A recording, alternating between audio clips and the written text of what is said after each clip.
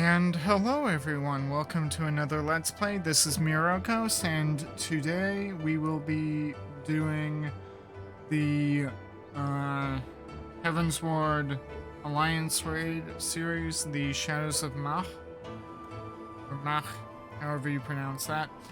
So we start apparently by talking to this unquiet trader.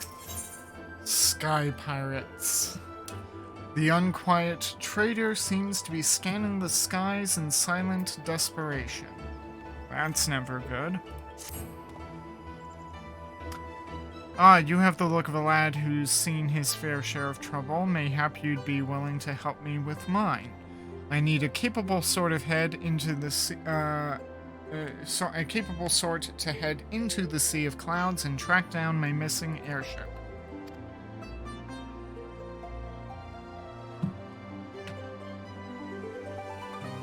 I had to mortgage my soul to get that vessel built, so winning the contract to ferry supplies out to Cloudtop was a real weight off my mind. But it seems my luck ended there. My ship was due back in Ishgard bells ago, and I've been praying for a glimpse of her sails ever since. I can't help fearing the worst. What if she's run afoul of sky pirates? My creditors will have their pounds of flesh. Oh dear. You think me foolish to fear piracy so far above the waves? Well, let me tell you that no honest merchant is safe now that airship production has, if you will excuse the pun, taken off. Any scoundrel with a sack of coin and a vague sense of direction can terrorize the skies. Oh yes, this new breed of buccaneers like to paint themselves as dashing explorers, braving the unknown. But the truth of their nature is right there in the name, Sky Pirates. Given half a chance, they'll strip your ship of every last scrap of cargo. Yar! As they launch you screaming over the rails. I've heard the stories. Yeah, believe half of what you see and none of what you hear. Please, you must make haste to Camp Cloudtop. That's where the shipment was bound, and inquire as to the fate of my poor ship. Oh, and my poor helmsman. Ask Rontremont. He'll know if any man does. Okay.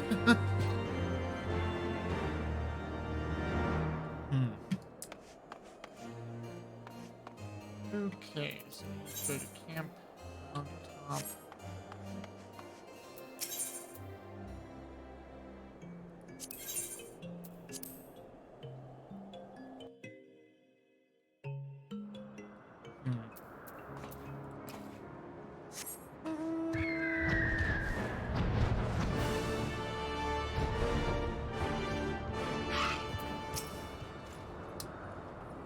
A supply airship has gone missing, you say? Well, that would certainly explain why our provisions are so late in arriving. So they were expecting it, but it never came, okay. I did, in fact, spy a vessel charting an erratic course northwards a short while ago, but as it seemed disinclined to make port here, I paid it little mind. Not the most compelling piece of evidence, I grant you, but I have witnessed naught else of interest. I suggest you investigate the landmass to the north. Rest assured, I will send word if I spy any other sign of our errant supply ship.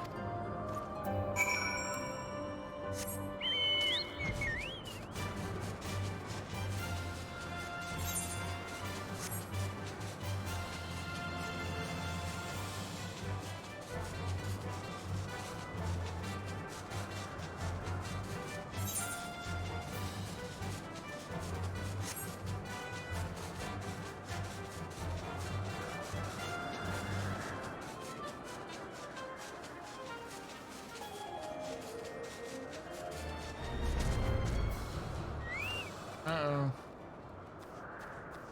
Well, found it. Yep.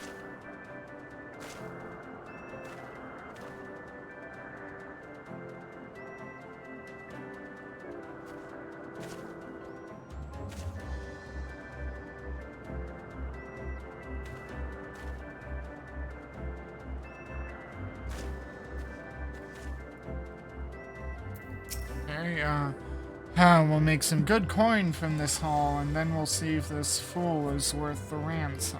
Uh-oh. Need some help.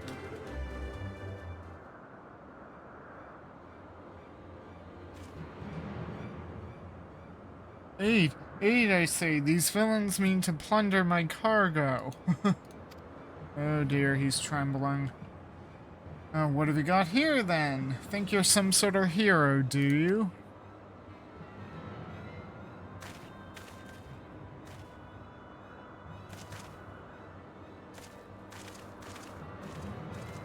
Well then, you don't mind if me mates here join in the fun.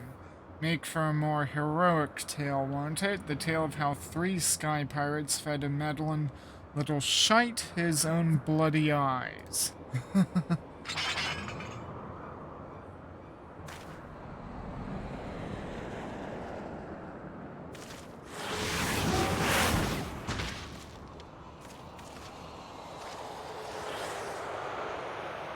What the? Oh gods, I know that ship. It's... It's who?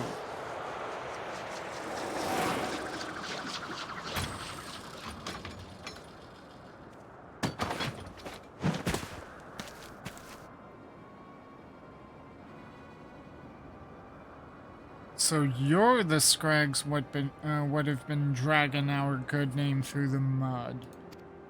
Okay, who is this guy? You're Redbill, Leofard. We ain't done naught to you and yours. What do you want with us? We on him.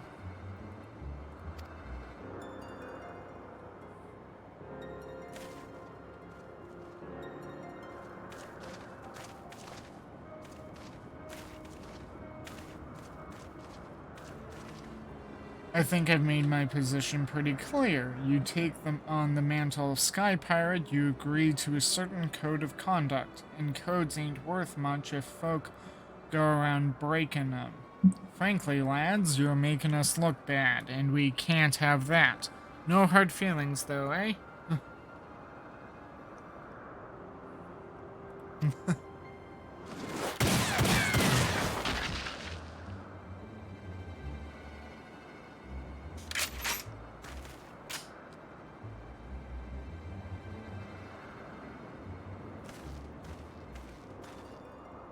Oh, thank you, Master Leofard. Thank you. I'm certain my master will wish to repay you.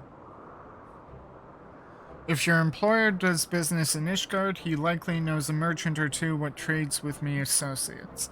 Tell him to say it's for Leofard, and any reward should reach me soon enough. What you doing?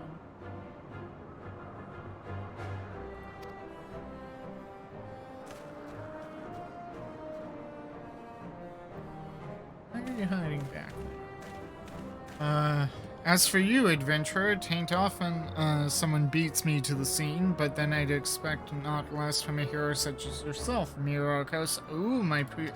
Ooh, he knows who I am. That is who you are, ain't it? I don't know too many folk with one of them marvelous mana cutters. The ironworks dreamed up. Okay, so I guess instead of riding my chocobo, I'm supposed to have flown in on my mana cutter, okay?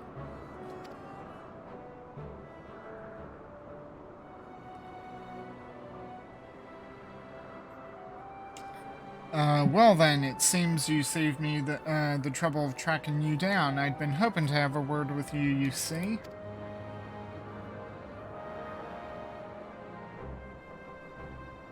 I'll put it to you straight. I need someone to help out with the little venture I have in mind. Someone used to taking a few risks. Now, this wouldn't be no back-hearted brigand's work. No, so don't go worrying yourself on that account. Unlike them thieving curs just now, I don't hold with robbing honest folk. For me, you see, the Sky Pirate's life is all about freedom. The freedom to go where you will, to find out what lies beyond the next cloud.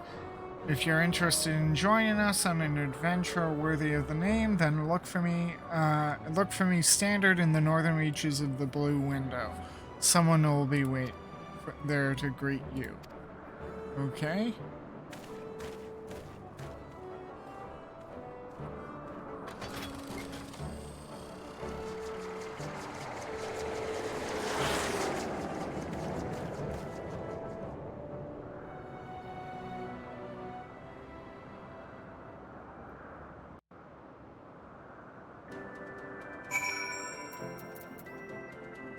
Okay, so it looks like I need to get my...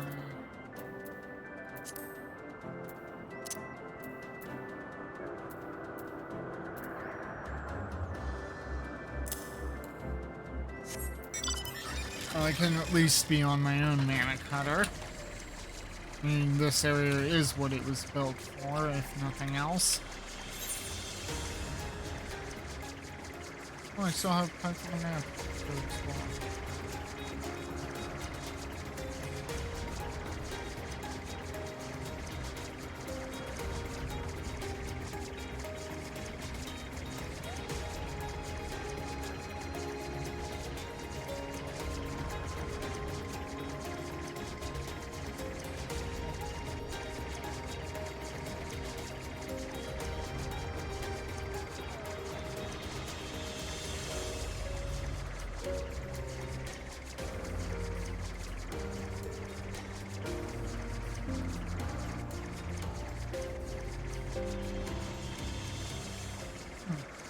So this is presumably where you hunt the griffin skins for leatherworking, I'm guessing. Okay, ooh. Stacia. That's far enough, stranger. If you value your life, tell me true. Did you stumble across this marker by chance, or are you here by invitation? Invitation. Then that would make you the hero the captain said to watch out for. Well met. The name's Stacia. Leofard would call me his right-hand woman, but I feel more like his bloody nursemaid. God's truth be told. Ahem. Anyway, my thanks to you for coming to hear him out. If you'd follow me, I'll take you to the Red Bill's nest. Okay?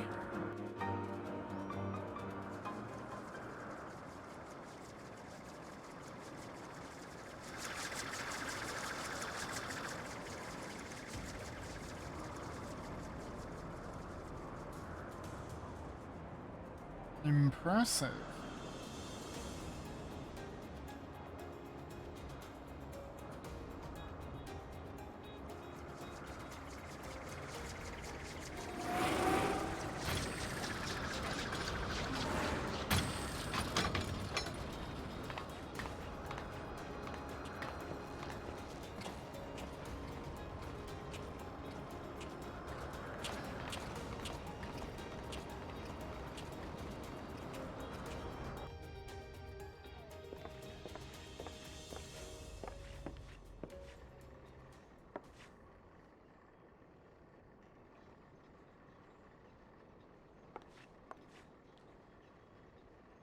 I come to you in person, and still you refuse my offer.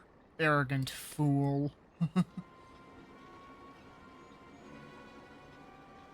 On the subject of arrogance, Radlea, I bow to your superior knowledge, but that's all the bowing you'll get from me. As I've told you a dozen times before, I ain't no one's lackey. But, my dear Leofard, how else do you propose to survive an expedition into the ghost ship? I would fear for my life with naught but your feeble crewmates at my back. Ghost ship. Okay, now I'm interested. While I'd fear for my life with your mangy crew at my back on account of them being murderous, untrustworthy bastards to a man. Okay. Huh.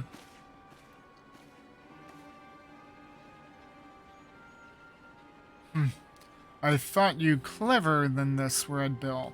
But no matter. I always get what I want in the end. 'Tis merely a question of method. Someone's confident.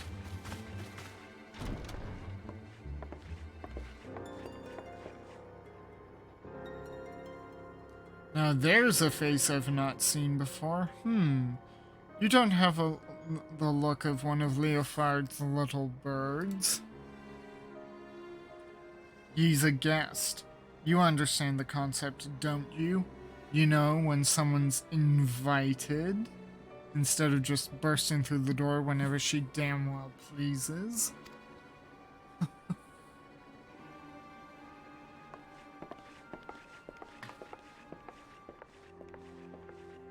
That was Radlia, captain of the Talons. She knows Leofard's the best sky pirate alive, and the fact he won't join her sticks her in her craw. Ooh, okay. Nice. Are you gonna let them talk to you like that, Captain? We should teach them Red Bills some respect. Patience. When all of this is over, we shall see who rules the skies. I'm thinking we need to watch out for her.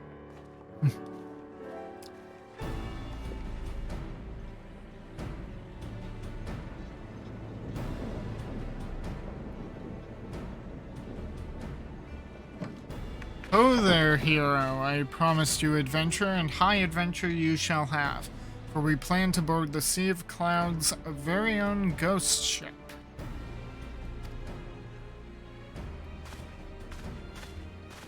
Or what folk have taken to calling one, anyway.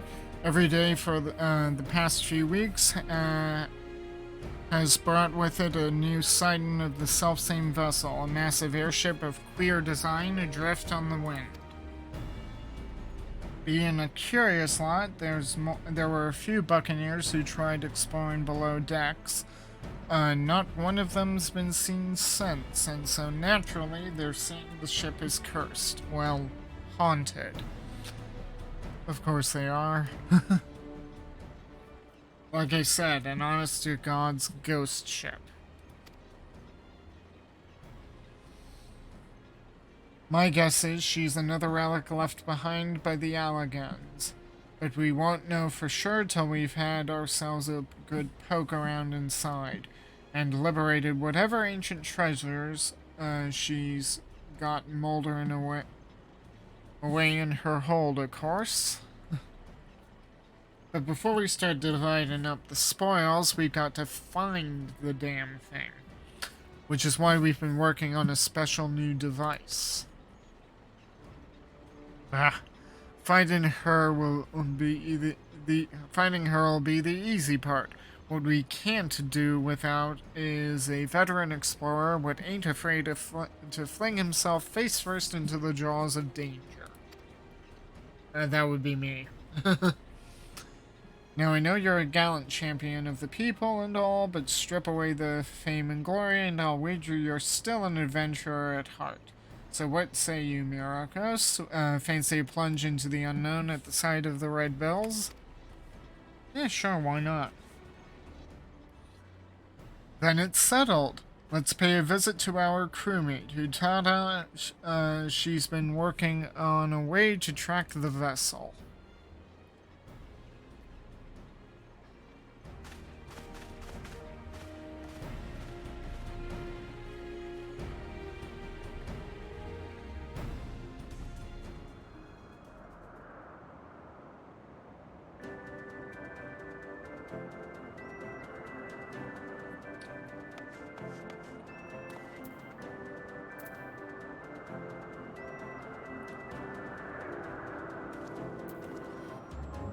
Okay,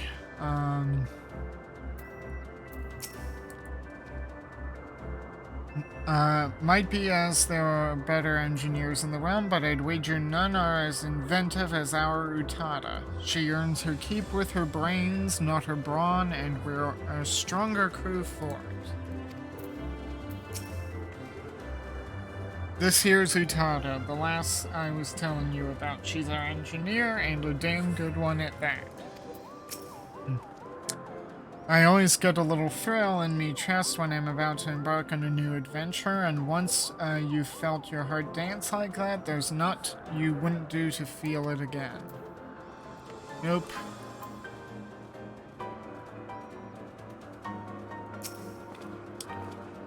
Greetings. The name's Utada. I suppose you'd call me the Red Bill's chief of engineering, smithing, carpentry, magitech. If it's a part of an airship, I can fix it. Just don't expect me, don't expect to see me waving a cutlass and swinging over the rails. If there's fighting to be done, well, that's what we have you for. Okay?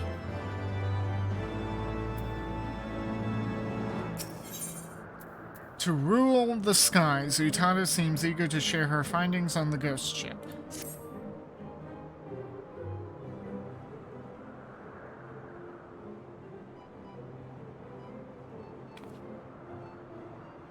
Well met, ladies and gentle pirates. Now that we appear to have our hero, I am happy to report that we've overcome our last obstacle to boarding the ghost ship.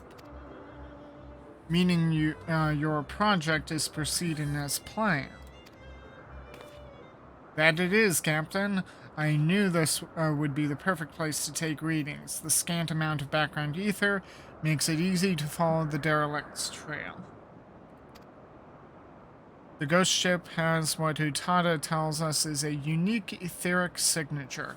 She's been building a device what can sniff out this particular spectral flavor and point us in the right direction. I call it the ectocompass.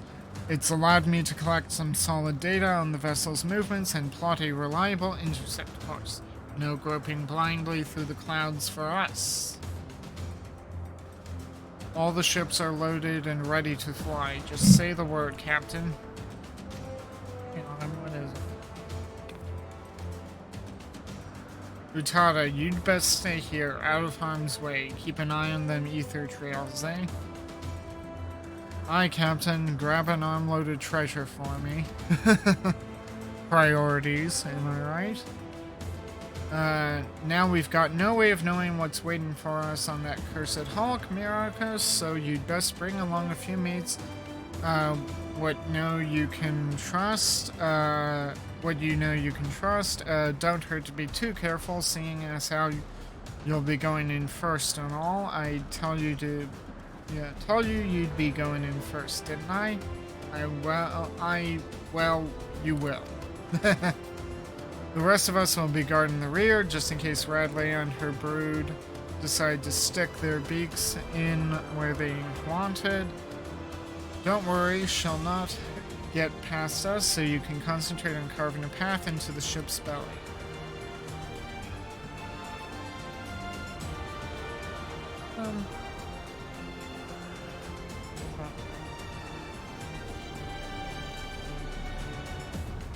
And honest to God's ghost ship. Oh, this is gonna be an adventure and a half. Okay.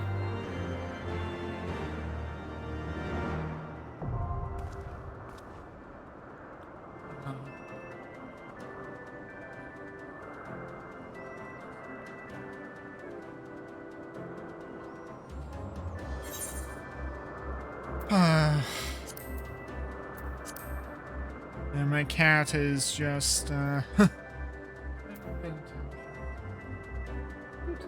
screens. Okay. Let's queue up and let's see how. Oh, 15 minutes, good heavens. Average wait time.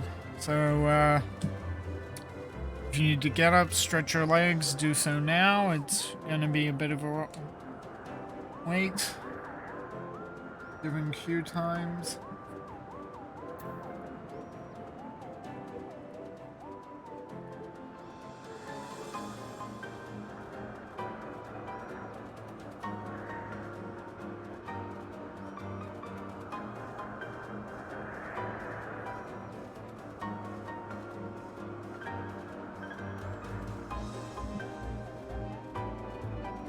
And again, if you like what you see at any point, like, share, subscribe, follow me on Twitch, hit the notification bells, all that stuff.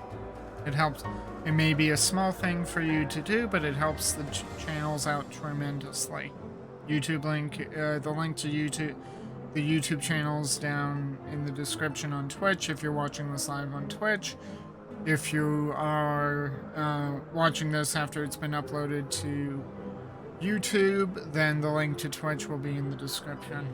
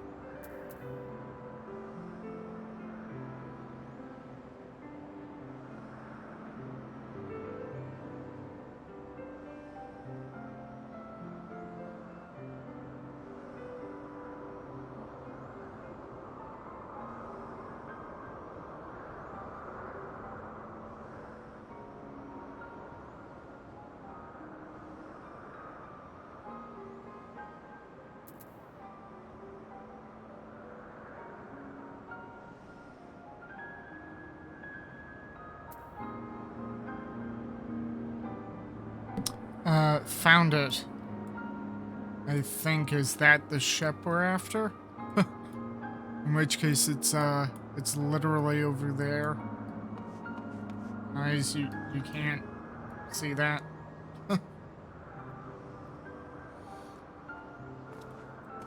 Damn, look at that thing, it's huge.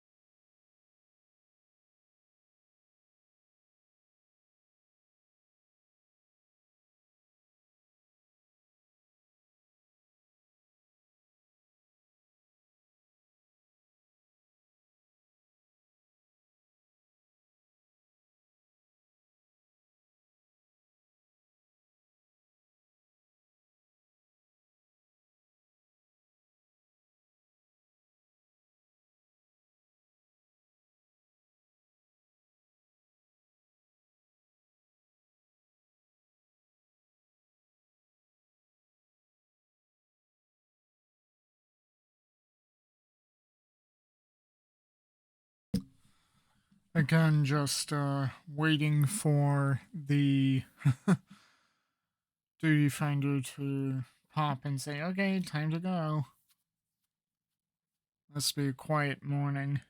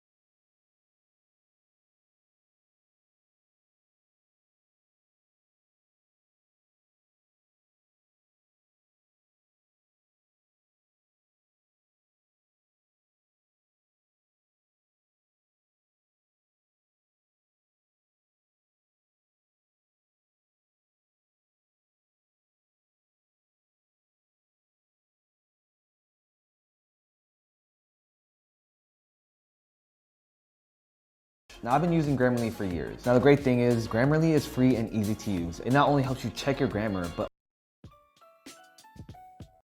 down its design, what makes for a good monogram, and see how his compares with those of the late There is a litany of symbols and icons associated with royalty, all with very specific heraldic terminology. That's a whole can of worms that I'm not going to crack open today. There are many resources on YouTube where you can learn more about heraldry. Nerd recognize nerd, but I'm going to disregard all the heraldic jargon and focus on sharing my own perspective as a graphic designer. That's because in many ways the royal cipher acts as the monarch's logo. In fact, if you search for Queen Elizabeth logo, these are the Google image results. Through her 70-year reign, the E2R cipher served as the Queen's personal brand.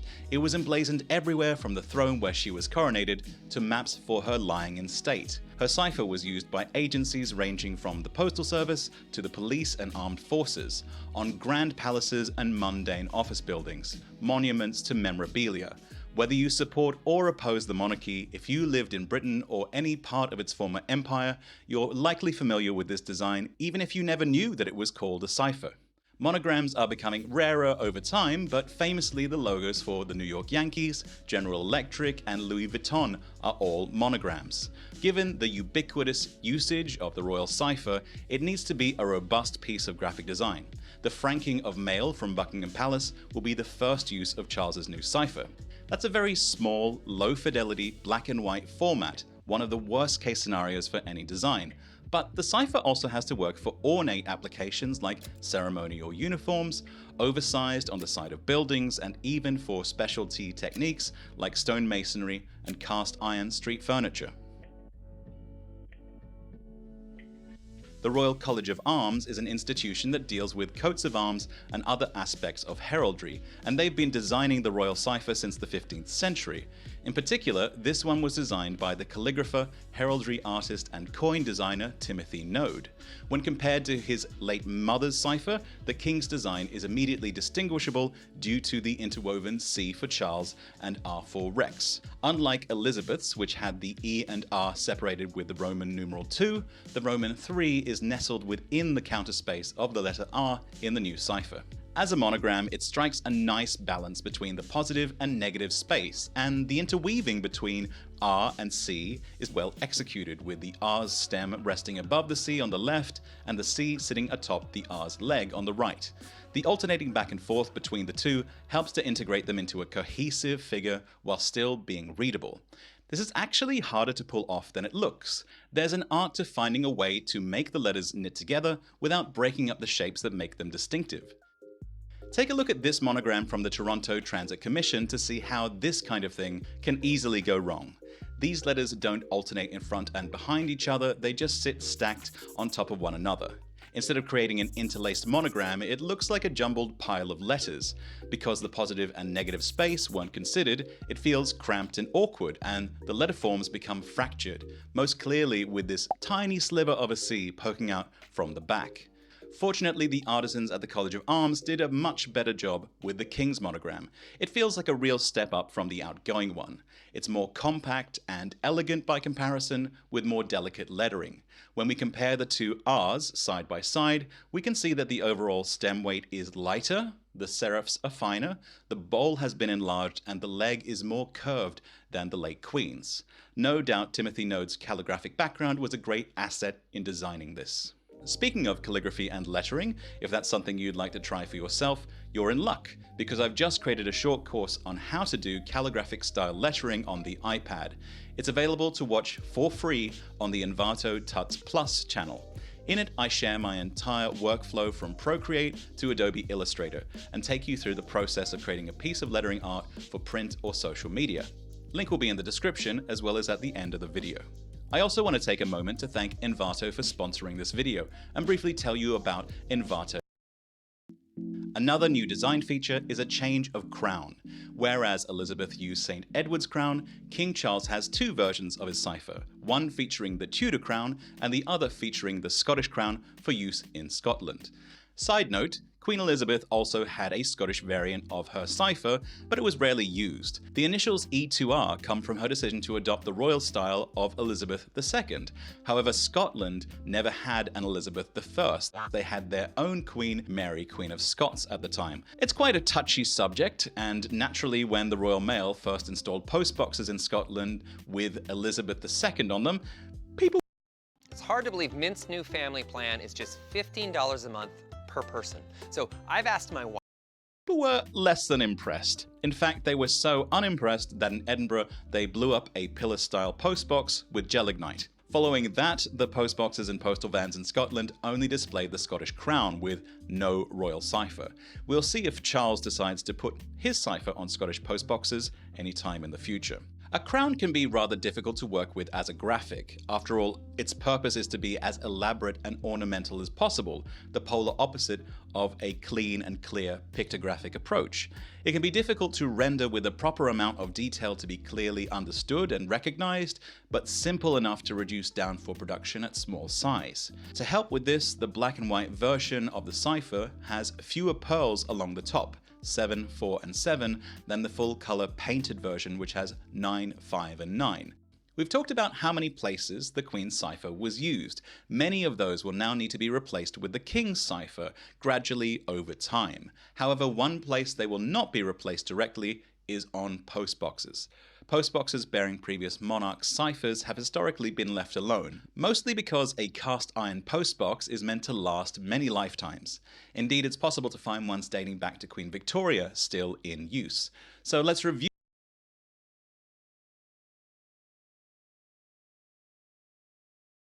some of those historic ciphers to see exactly what they were like. Queen Victoria's cipher, the first to appear on postboxes, integrates the two letters by using the right half of the V to form the stem of the R. Now, I understand it's a different time, different aesthetic, of course, but honestly for me, this is very ugly. The line work is wobbly and spidery, and those spirally curls are certainly not doing it for me. Edward VII is hardly an improvement. It's practically impossible to read because the E and R are just fighting so hard with one another. That said, this design makes a lot more sense when it's not reduced to a flattened two-dimensional form. It works rather well as this over-the-top ornament on the gates of Buckingham Palace, but in this more mundane form, not so much. There's very little to say about George V's postbox cipher, but this more obscure postmark version has a lot of charm that we'll actually talk about when we get to the next George, but between them, Edward VIII had a very short reign, so I'll keep it short. His cipher looks like the masthead from Mad magazine. You can see the influence of the previous George in the cipher of George VI, but the lovely symmetry of the bowl of the R and G is lost to add this superfluous loop, and the parallel angles of the stems are also gone. So overall, nice but not great. So that's how Charles compares to his predecessors, but how about Queen Margareta II? Now, this is what I call a monogram. The M, Arabic, not Roman, numeral 2, and the R all fit together very well, and the balance of space is perfect. It's like a magnificent regal octopus, and with its petal-like delicate design, the stylized crown is rendered fantastically also. As a Swede, it's difficult for me to admit, but this might be the strongest of the bunch. Speaking of which, Sweden's king, Carl XVI Gustav, has a very respectable monogram, much more pared back compared to the ostentatious flourishing of the Danes, very lagom, but not without its charm. The way that that Roman numeral tucks neatly under the G's extended beard is very satisfying. Then there's King Harald V of Norway, who has a very modern design for both the crown and monogram. The H is very distinctive with its tapered, straight hourglass-like stems and high crossbar bearing the Arabic numeral 5. The crown matches the monogram style with more stylized, squarer forms than the other crowns. Scandinavian countries have a proud design tradition, and these three ciphers are all strongly graphic, working particularly well in print. The other three kingdoms are somewhat different because their monograms are used less frequently in public and are more often found in embroidered form. Starting with Belgium's King Philippe, his monogram is shaped like two crossed swords, with the letters F and P both standing for the name Philippe, but one for the Dutch spelling and one for French. Then there's the Dutch king Willem-Alexander, who has a very unusual monogram. The letter forms are hefty and elaborate with exaggerated tussle.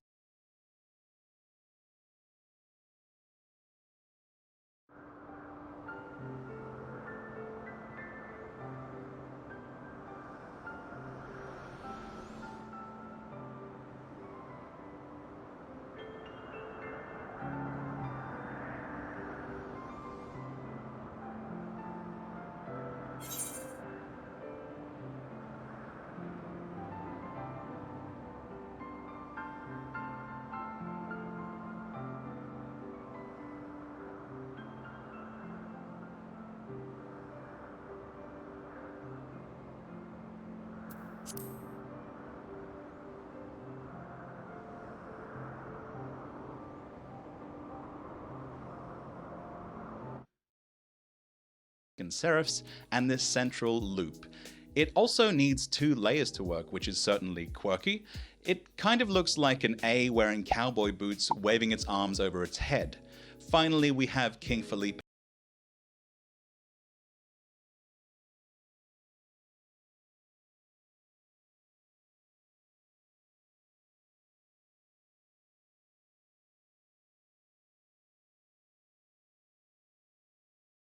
the VI of Spain, whose crest looks like it belongs on the back of a leather motorcycle jacket. The lettering style is completely wild. It's also unusual for the Roman numerals to be the same size and weight as the rest of the cipher. What I didn't touch on here are the so-called dual ciphers, where royal couples have a monogram combining the letters of both of their names. It's a popular way to sign off Christmas cards from the royal family or for royal anniversary celebrations. However, no cipher designed for the Queen Consort Camilla or the British royal couple have been released for now. Considering just how widely used it will be not only in Britain but around the Commonwealth over the years ahead, I think that King Charles's cipher is a very well-designed example. These symbols are part of a long-held tradition, but good design is. Sorry I'm late. The Alliance War took me and my members longer than expected. It's okay. How long have you been playing the game? Just a month. I'm afraid this is not going to work out then. I have 50 million power already. You must have got that by spending a lot of money. I've never spent money in the game. I'm afraid this isn't going to work out then. I'm the #1 player in the server. This ship chat is a request by Commander Guillermo Martinez. If you want to request a ship chat covering both this and the Kumari, and then we will probably do a whole fleet doctrine comparison between the Vulcan fleet and the Andorian fleet of the 22nd century, because it's a very interesting comparison of what could have been the biggest war of the 22nd century. Arguably would have been bigger than the Romulan Earth War. We'll get to that. And also because 22nd century ships, they're really unique and different. So, I mean, let's just get into it. So, the Dakir was designed by John Eves and then built by Pierre Droulet. It first appeared in Shockwave Part 2, but... Okay, and here we go. Of course. Of course somebody had to cancel. So please, let's go through. Please. I've been waiting a while for this.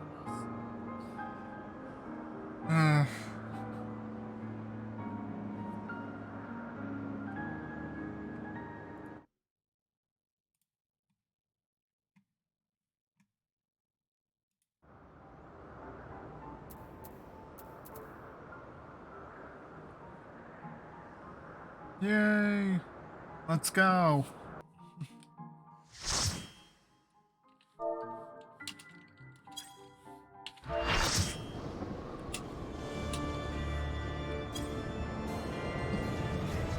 Ooh!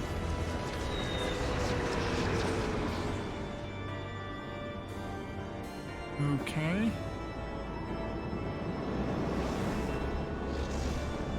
And the flying sharks. Like the literal flying sharks. Okay.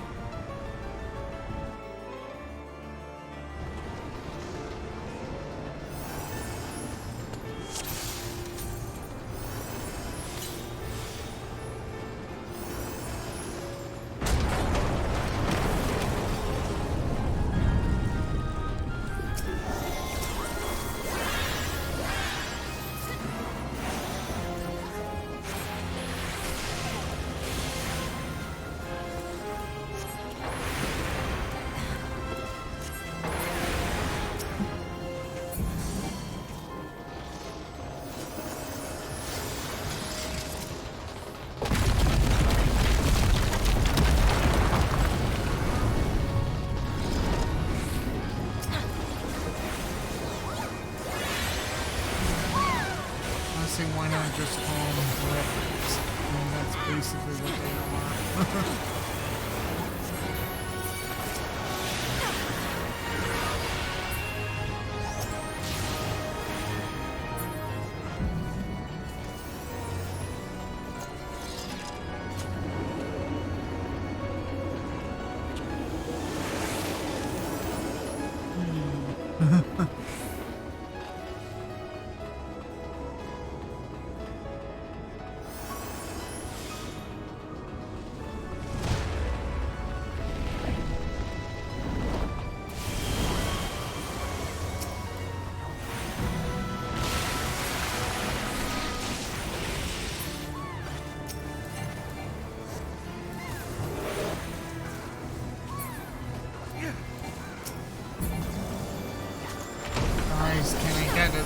some of my rotation off, or am I just getting carried?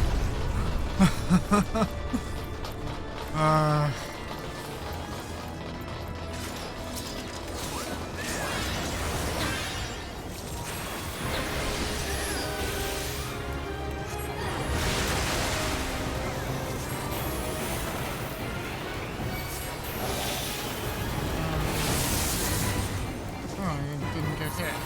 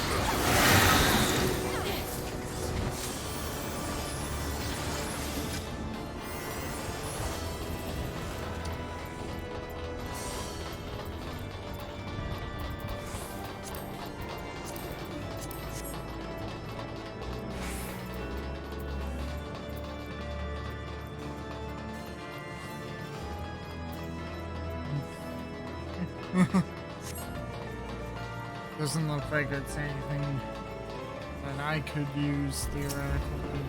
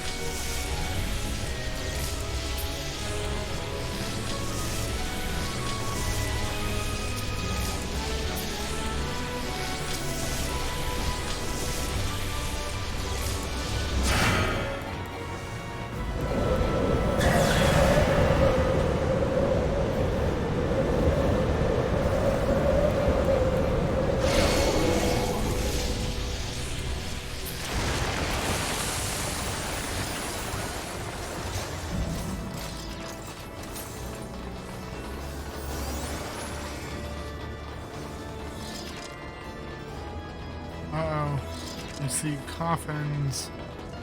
Does this mean we're going to be dealing with corpses or something?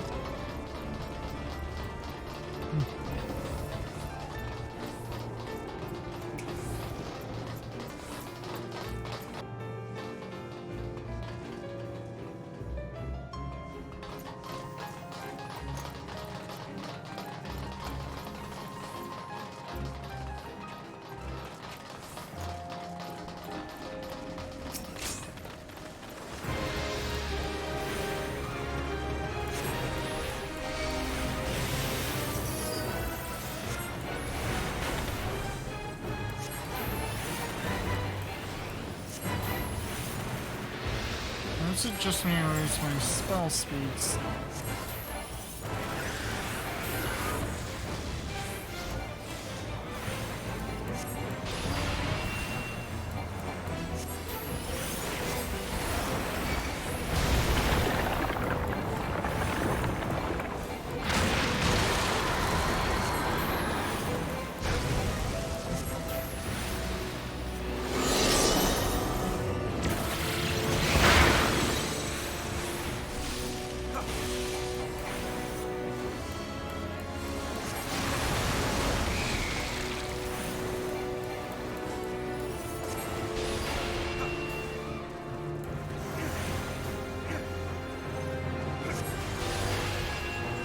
Okay.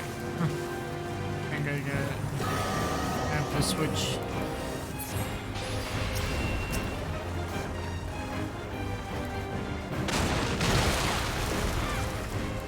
Which bosses because sadly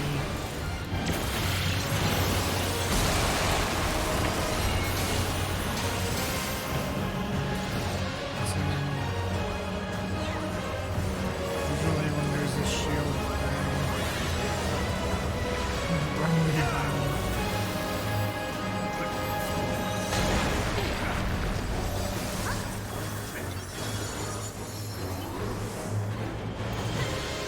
Of course they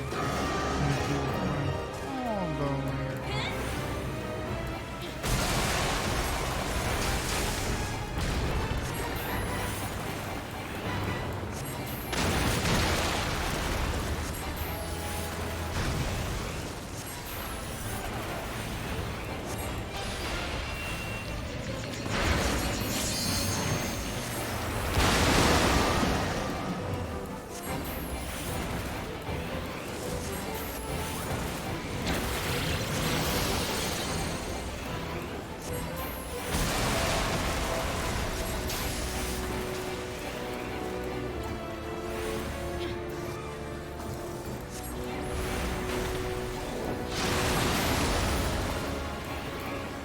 Yeah. Do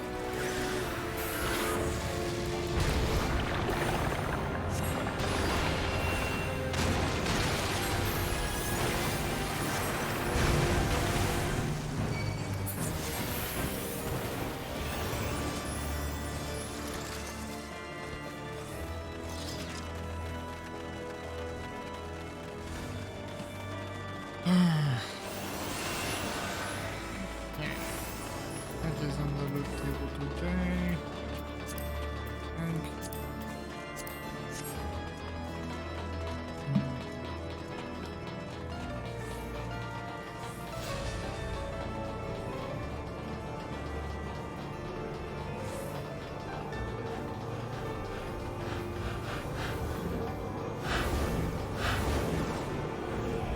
even more coffins? Like, how many coffins are there?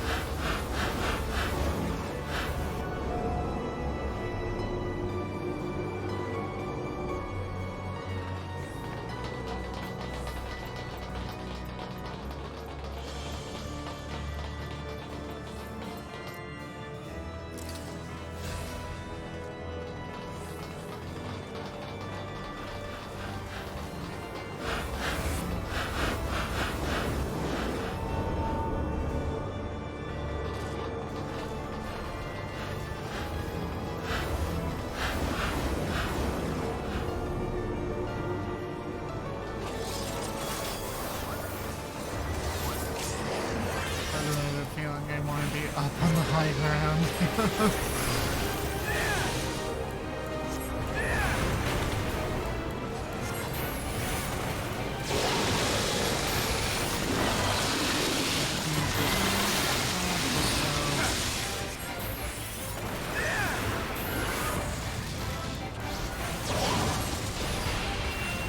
Ah, yes, that's much better.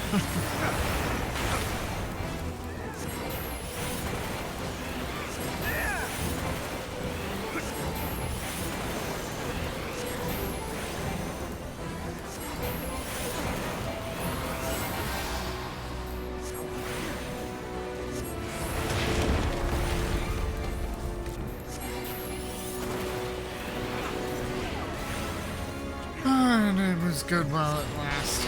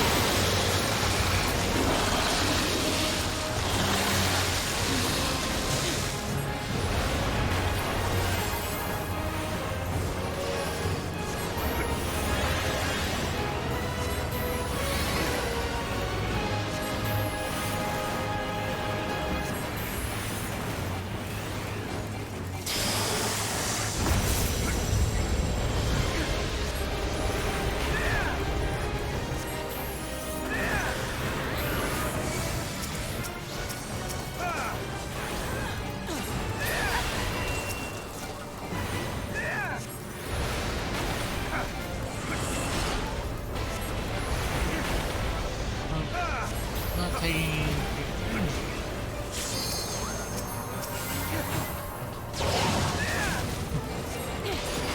oh, and fights.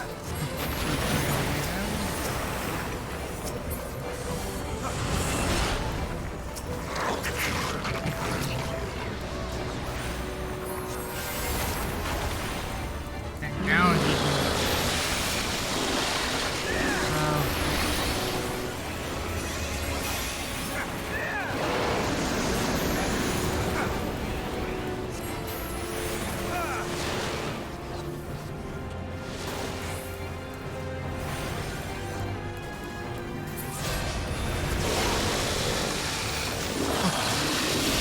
killed it right as its speed. Lovely.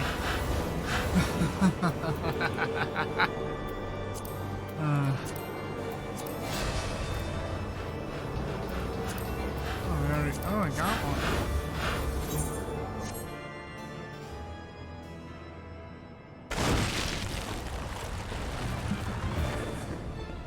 Whoa, that's a big one.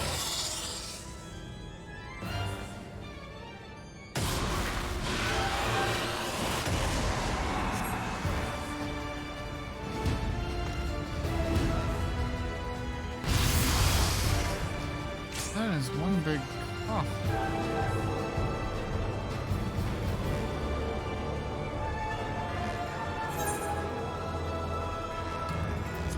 Move into the sealed off area.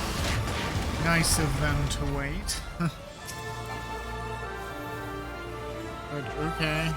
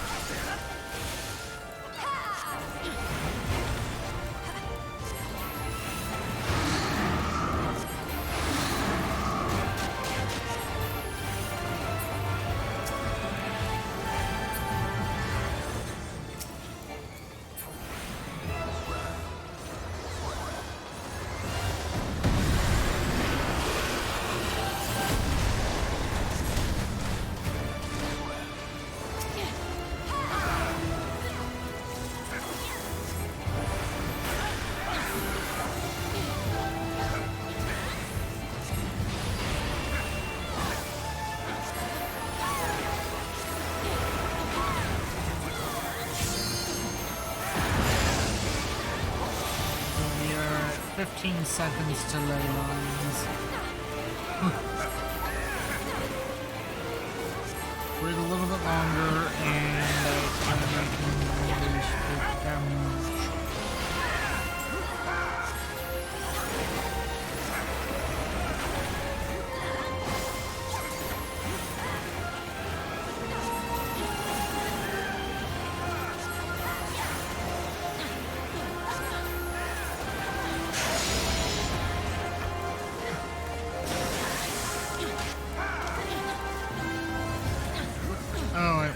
Oh, petrified.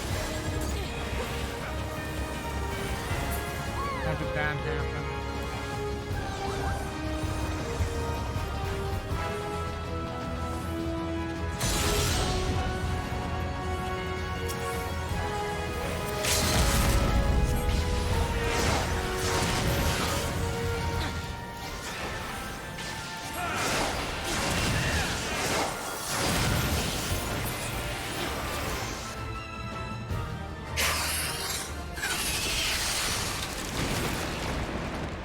That was pretty straightforward.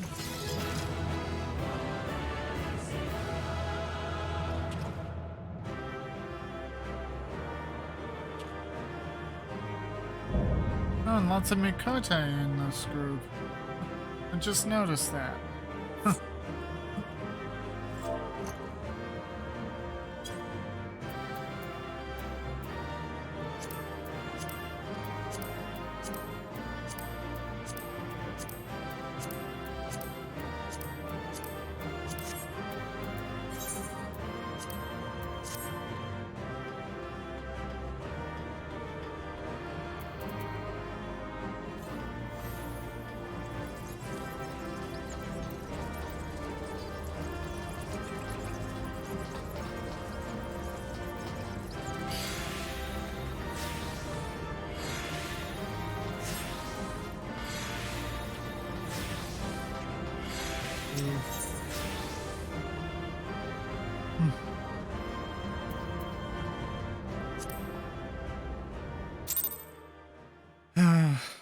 Oh well, no minion or whatever.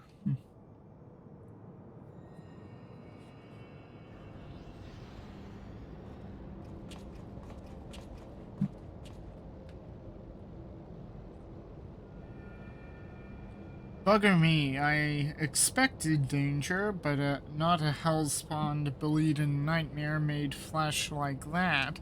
Didn't stop you and your mates though, did it? And that's some crew you got there, no mistake.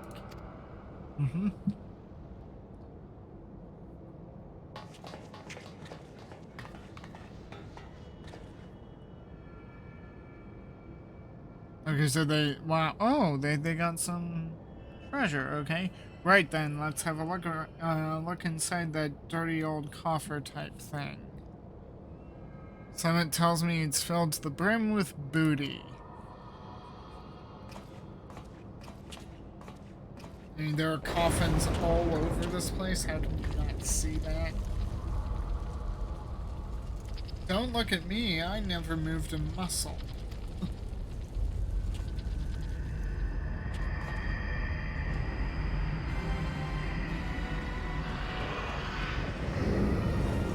Oh no. I think I've seen him before. Is that Diabolos? What in the seven hells is that bastard doing?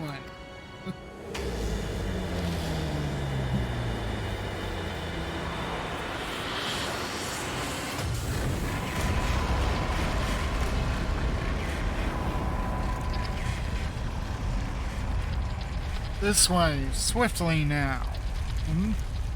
Wait, a cat? Oh, cute. Can anyone else see that talking cat over there? Bloody hells, this adventure's getting clearer by the minute.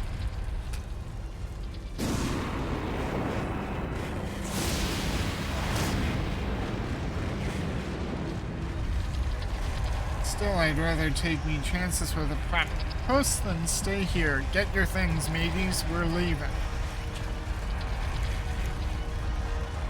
But what about the loot? You can't spend it when you're dead. We either follow the furball or make friends with that spell-singing Voidborn. Your choice. God damn it, how's an honest sky pirate meant to make a living?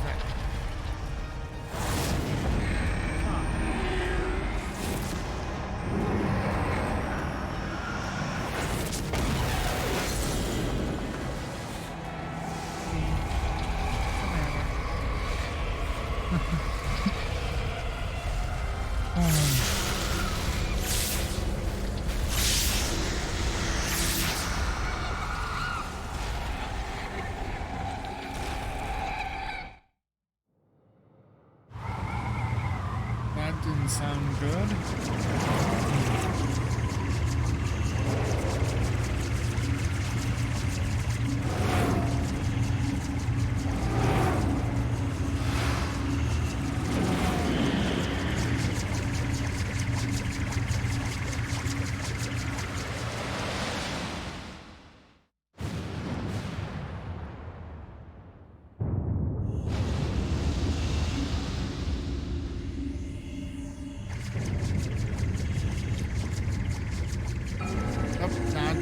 Wow, that's a big ship.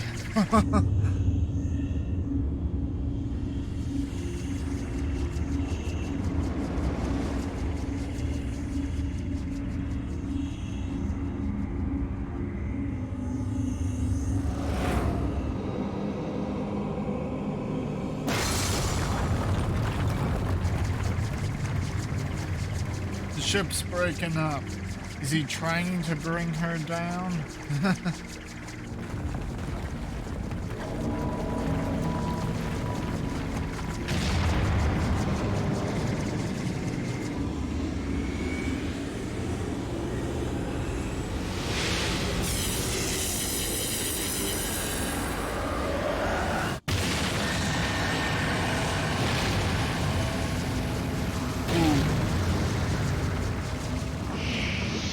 What the heck? The Void Center attempted to initiate a dimensional displacement, but the gate, it can't possibly be large enough for the entire ship.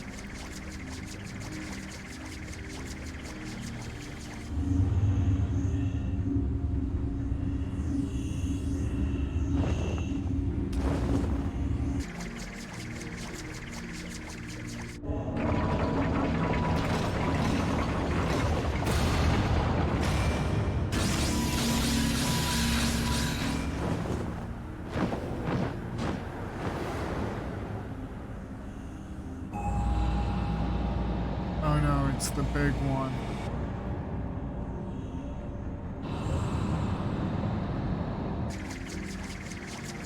The Queen's coffin. He takes it beyond our reach. Queen.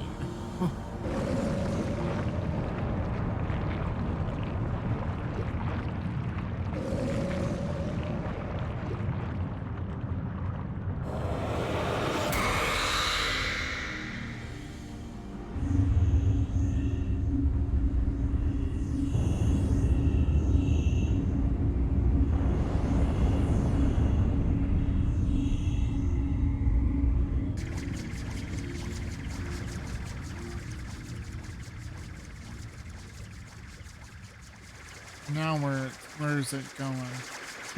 Well, there doesn't seem much point in hanging around here. Let's get back to solid ground.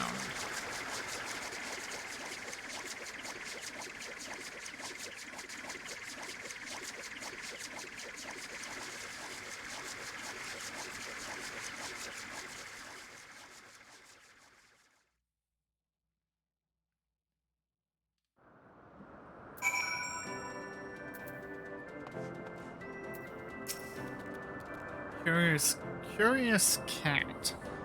Long has it been since my paws have trodden aught but those cursed decks. Would that I had made landfall under better circumstances. What kind of cat is that anyway? And what is it doing on that? What was it doing on that ship? Me poor head. 'Tis a pity about the loot and no mistake. but at least we made it out in one piece. As the captain's so fond of saying, you can't spend it when you're dead. Okay, so what's going on here?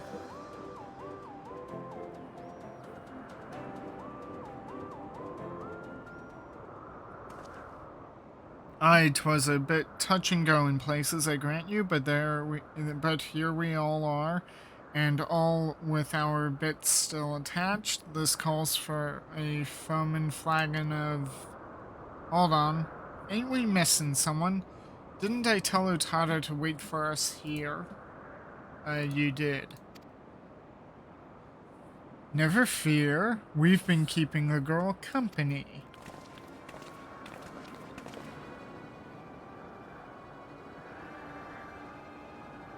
But enough about her.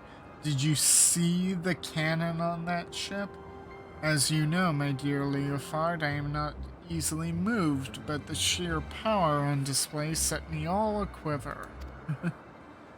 While I hope you're content to admire from afar, that vessel ain't for the likes of you and me. Do not presume to measure me by your own limitations. Besides, I've been shown how resourceful I believe I've shown how resourceful I can be. Which brings me neatly to the point. You have in your possession a device capable of tracking the ghost ship. Hand it over, or your engineer shall suffer the consequences.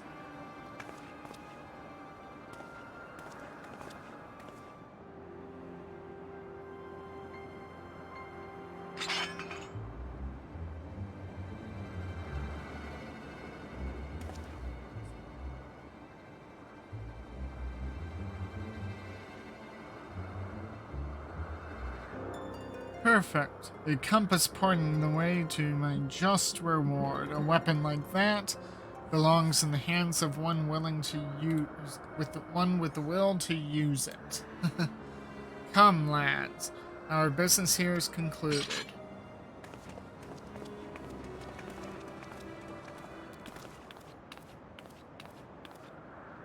I'm sorry, Captain. They caught me off guard. You get a bang on the head or summit? The man I know would never give in to scum like her without a fight. Unless... that was a fake.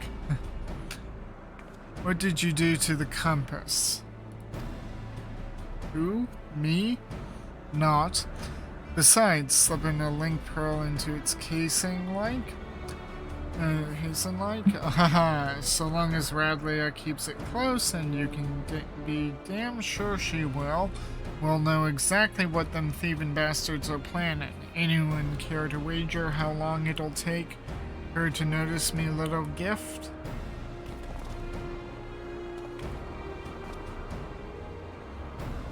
That's very clever and all, but how were you proposing to stop her from getting her hands on that derelict and its great big cannon? I ain't worked that part out yet, but I expect it'll start with us keeping a close eye on the Talons. Before we get into any of that, though, I've got some questions what need answering. You wish to know more of the Void Ark, the ghost ship, as you call it. The Void Ark. So that's its proper name.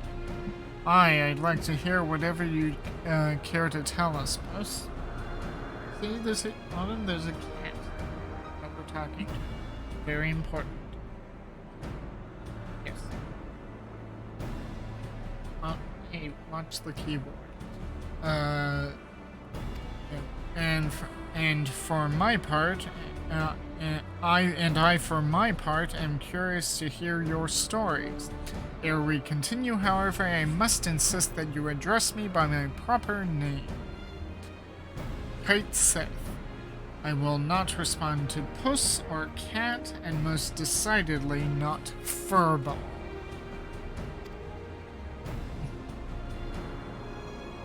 The cat has opinions.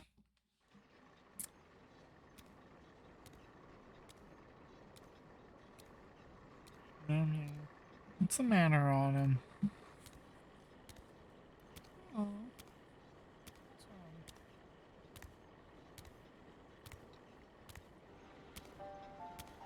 My tale begins long, long ago in the city of Mhach, which once stood in the lands of Yafame. The sorcerers of Mhach were masters of destructive magics, and they brought that terrible power to bear against Amdapor and Nim in the War of the Magi.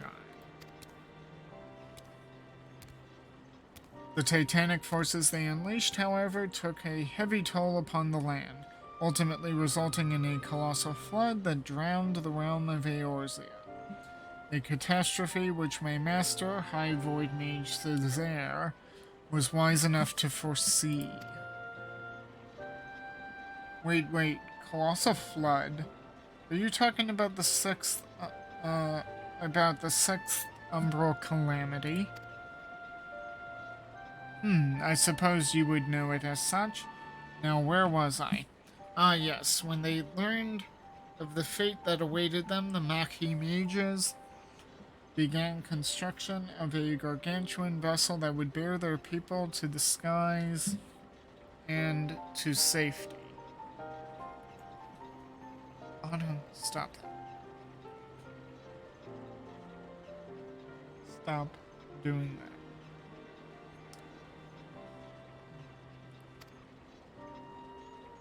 The operation of the Void Ark, as the ship came to be called, was entrusted to Caesar. Prior to that, of course, my master had been a prisoner in her own home, confined for her outspoken opposition to the war.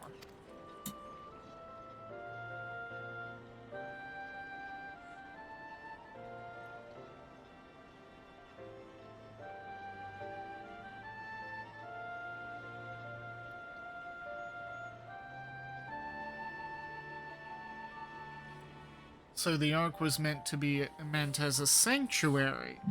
Then how did it come to be so, I mean, what happened to all the people?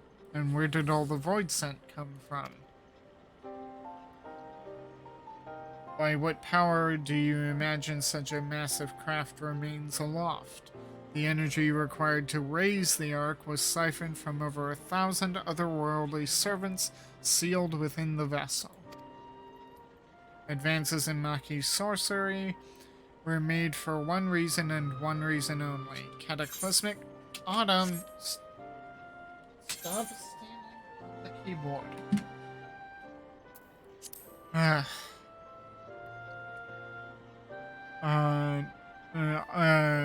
One reason only. Cataclysmic destructive power. And the swiftest and most dangerous method of acquiring that power was through the enslavement of void-sent entities. So the creatures on the derelict, they broke free from your master's control?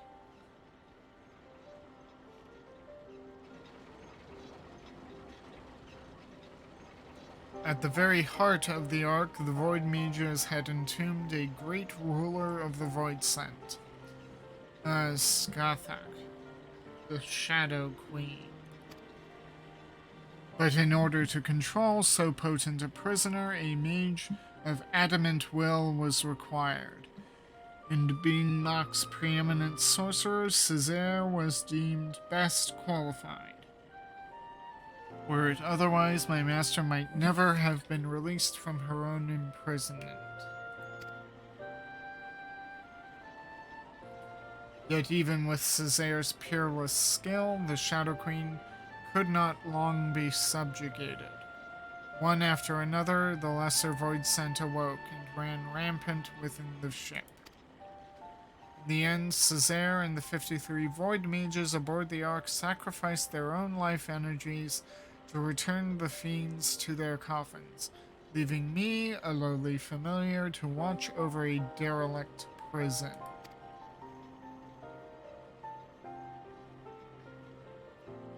If I remember my umbral eras right, the stuff you just described happened more than 1,500 years past, which is a good while by anyone's measure, and since everything seems to have been quiet on board your boat till just recently, I'm thinking somewhat unusual must have happened to wake the inmates up. Am I warm?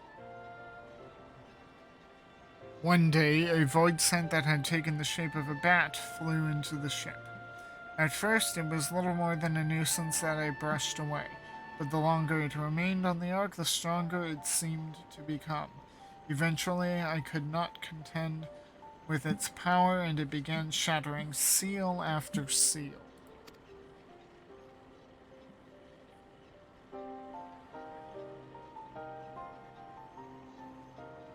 Yeah, that was Diabolos.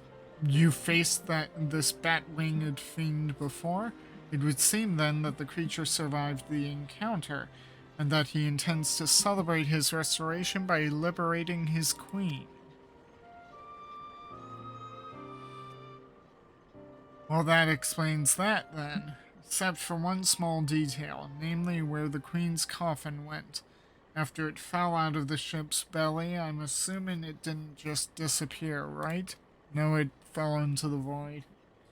You recall the great rift that the Ark's cannon ripped in the sky? That was a void gate. Such a portal opens a temporary path through the void, allowing the ship to travel almost instantaneously from one location to another. The void scent, as you saw, only opened a gate large enough to displace the coffin. As for the coffin's destination, however, that is as much a mystery to me as it is to you. I beseech you, conquerors of the Ark, help me find the Queen's coffin ere the ward's binding Skathak are dispelled.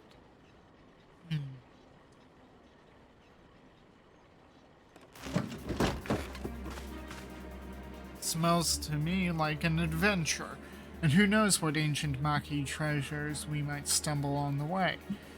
Gods know they'll make a nice change from all them elegant tombstones we've been collecting. I will help you. I'm not risking me hide for the sake of the realm, you understand, but I'll be damned if I let either Radleia or that bat-winged bastard take the freedom of the skies from me. You care only for how you might be inconvenienced? If the Shadow Queen were to return, it would have dire consequences for this entire star. Count your blessings, Furball. I said we'd help, didn't I?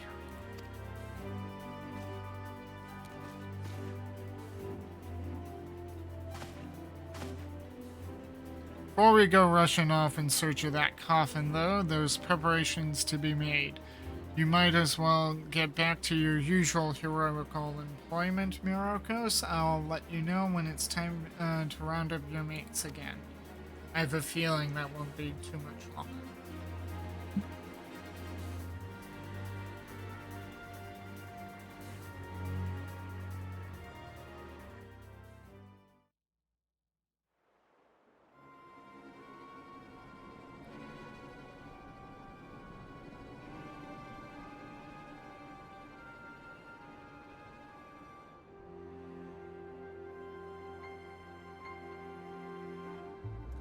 The time is nigh, my dear Talons. Soon we shall seize control of the ghost ship and all its power, and rule the skies from here to the ends of the world.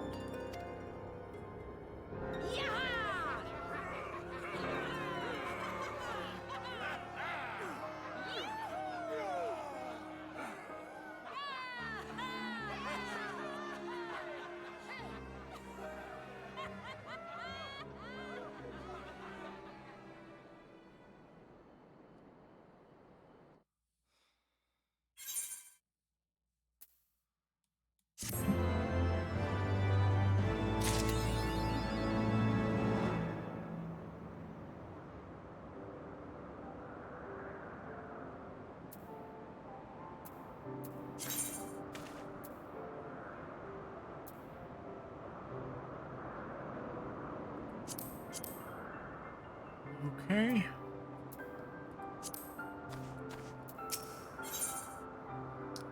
The Weeping City. Stacia appears to be in need of your assistance. Pirates. Myrokos, I was just about to fly out to Ishgard and track you down. Well, I was here. You remember Kite Seth, that Naki familiar? We've been working with him on a plan to find Diabolos and the Queen's Coffin. There have been void sent sightings from pirates all over, so we do know that bat-winged bugger is hiding someplace in the sky. We just don't know exactly where.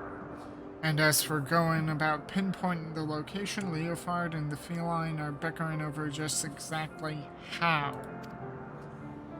That's where you come in. If you've a spare moment or two, we could use a third opinion to break the stalemate. Besides, all that, Leofard's eager to have another hand to help in the search. So come on over to the Park as soon as you are able. You know the way from here, don't you? Yep.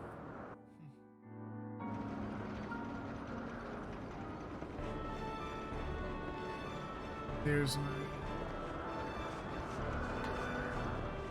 ship.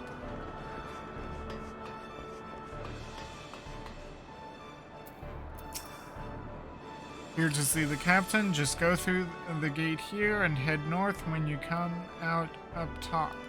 His quarters are across the bridge. Okay.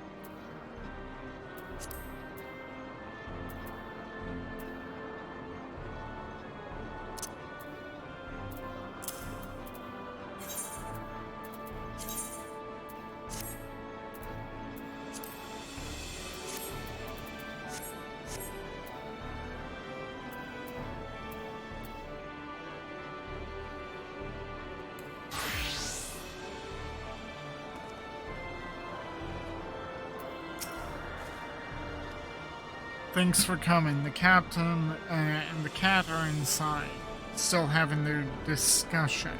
Talk to Leofard, will you, before I strangle the both of them?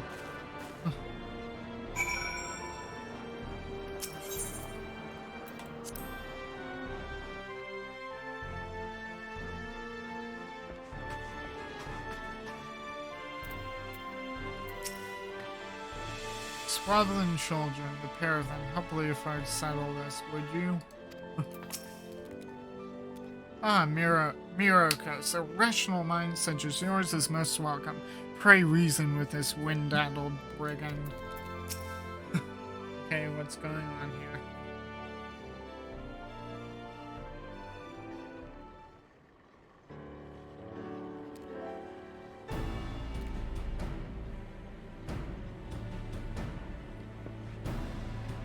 If you're here to talk about the Queen's Coffin, then you'd best turn around and walk straight out again. This aggravating furballs turned my mood sour.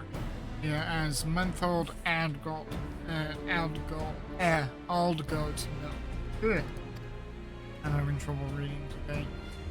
Leofard, Myrokos has come all this way to help us at your request, I might add. He deserves to hear where we stand on the search, at least.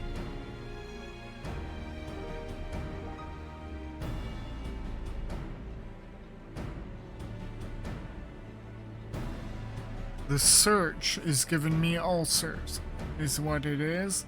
By all reports, Diabolos is lurking somewhere in the heavens, building up his forces, but the sky is a vast dome as high as the ocean is deep, and we've not the pirates to scour every damn floating rock.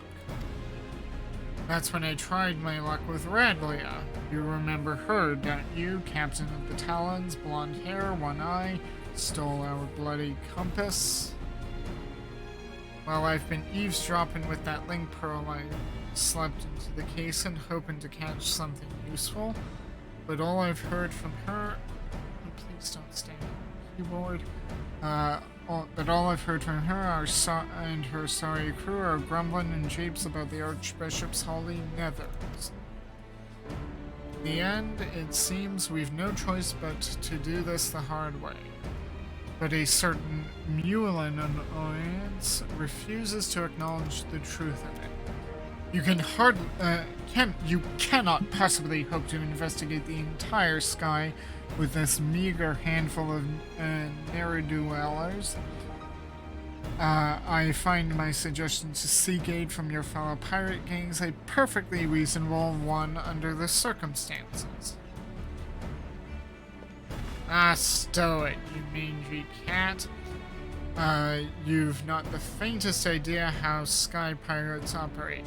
Best case scenario, we'd be locked into a deal to hand over any treasure we find, and that's assuming we weren't laughed out of the room to begin with.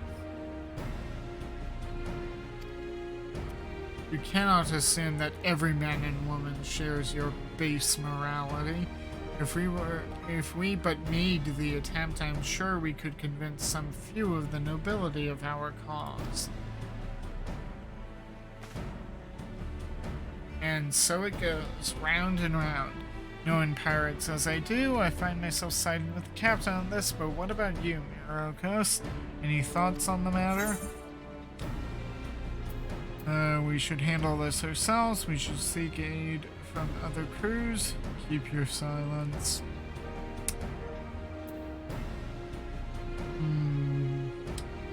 Given the way everything's going, the first one seems to be the good option, but we don't have the numbers.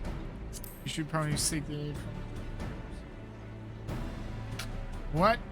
You're siding with a furball? Well, I am a Mikote. I gotta stay true by my fellow cats. I would have thought you'd learn a thing or two about sky pirates by now. However we tackle things, though, we've a long road ahead of us. I'll see if I can't think up a better way to shorten it. You might as well head back to your adventures, Myrokos, unless you're willing to lend us your experience in another matter, that is. Utada, our chief engineer, has been mumbling about the Void Ark and cursing under her breath for days. Might be as you can provide some insight into her dilemma. She's conducting her research in the Sea of Clouds, yes? Well, I should rather discuss the properties of the Void Ark than continue with this fruitless debate. I shall see you down there, Myrokos. Okay, so head into the Sea of Clouds and see what's bothering Utada. Might be as you can shed some light on her problem. Leofard is right in not trusting aught to our fellow pirates, but we could spend years trawling through the clouds. There has to be some other way.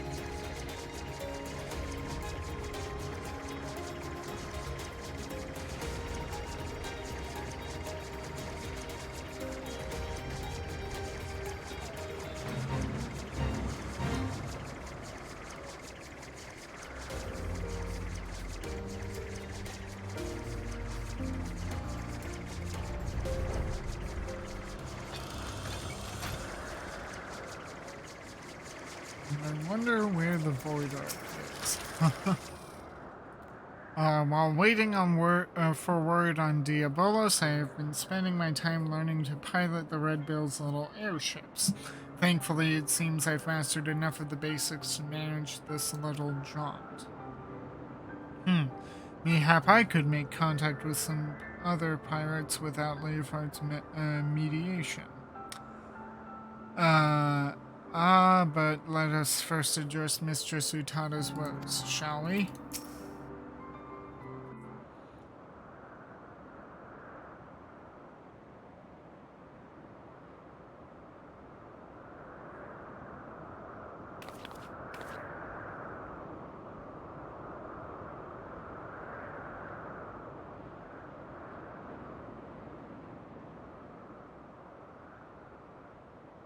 What troubles you, Mistress Utada?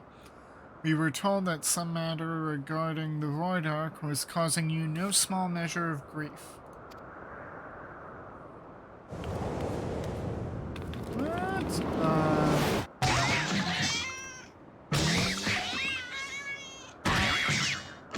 Oh dear, what? Hugging? Mistress Utada, what are you... Just hug and, what's going on?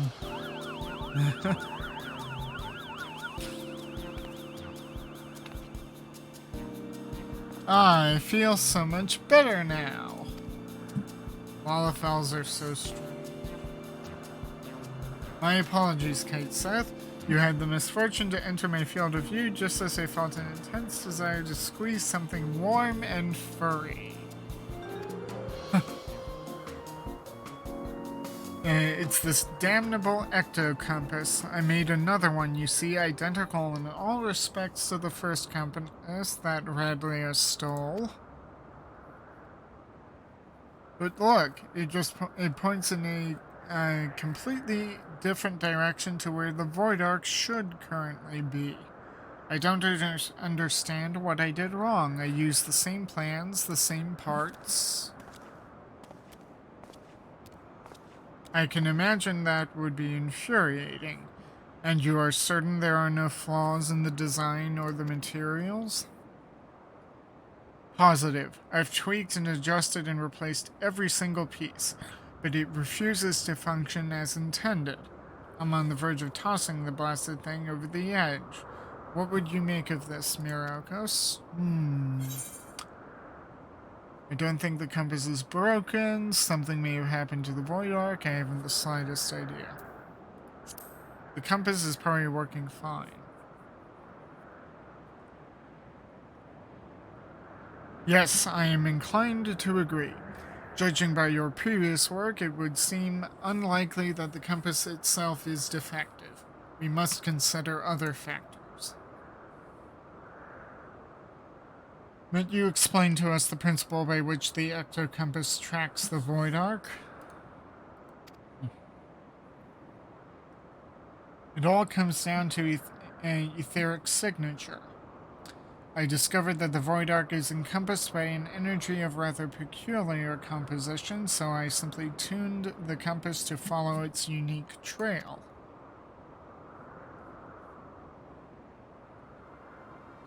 An energy of peculiar composition, you say? Of course, the arc was propelled by the siphoned energies of Void Scent. Could it be that the compass was tracking not the vessel itself, but the ether of the entities imprisoned within? Most likely. That would certainly explain why the compass now points in a different direction than one would expect. After all, Diabolos and the Shadow Queen are no longer on board the Ark. Are you implying that if we plotted a course based on the readings from the ecto-compass, we would arrive at the demon's doorstep, so to speak? Yep, that's about it.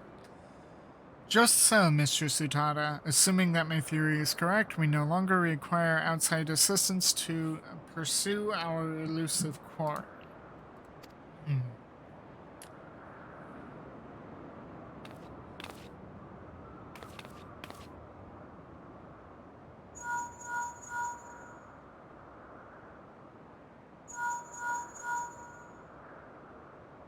Oh, Stacia.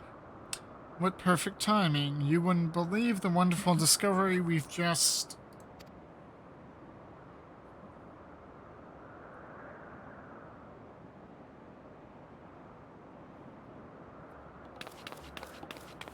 Talon airships have been spotted en route to our nest. If it's revenge they're looking for, we'd best head back and make ready for them. Oh dear.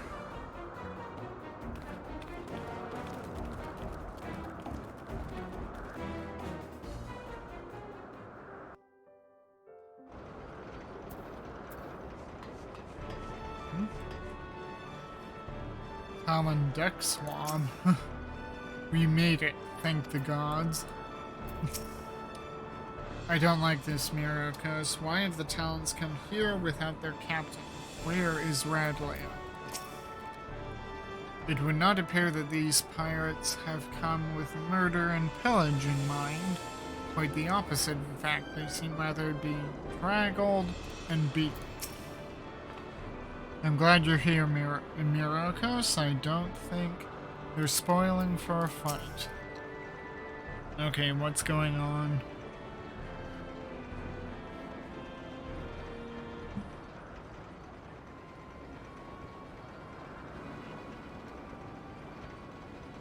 Truce, Red Bill. We need your help to save Captain Radlea. Well, she seemed pretty certain she could take care of herself. You're one of Radlea's favorites. You threaten my crew, steal our compass, and now you come crawling to me for help? What kind of unholy mess have you cretins stumbled into? Aye, we took your damn compass, but it didn't show us to the ghost ship. We ended up at some moldy old ruins, lousy with void scent. Before we knew it, some sort of spider demon was knocking our ships out of the sky. The two of us managed to pull away, but we saw what happened to them as got caught on the ground. If the captain survived the massacre, she's stuck there with no wings to fly out again. I'm conflicted. Why don't you give that link pearl a listen, Captain? It might be as we can learn if Radlea is alive or dead at least.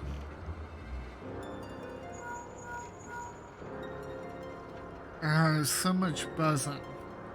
Can't hear a blasted... Wait, I'm getting some words. They're after...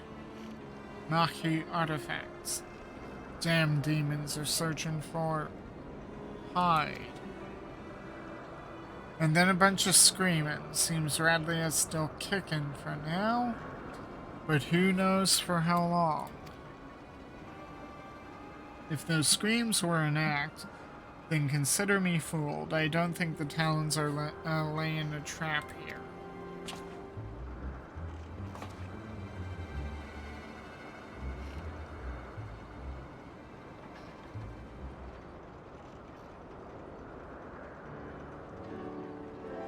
I've half a mind to leave Radlea to her fate, but I never turn my back on an adventure, especially when the scent of treasure is in the air, eh? Now tell me where you found these ruins. You'll help us then? You're a good man, Red Bill. We left the captain in the Yafim Saltmoor.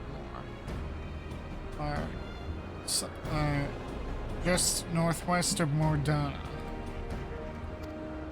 In Yafim, you say? Then you must speak of the ruined shell of Mhach itself, by Shatoto's black heart. Could they be after the Null Stone?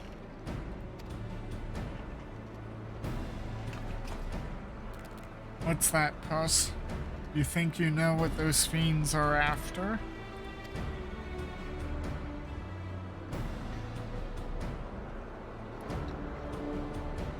Right. Utada, see that these Talons are patched up and then have Rymeel ready to fly. And don't spare the oil. You know I love to hear her purr.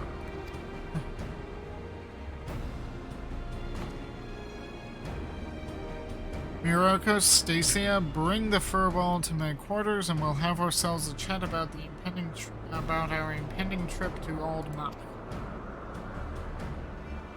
Thank goodness I'm doing this on my Blackberry. Very appropriate.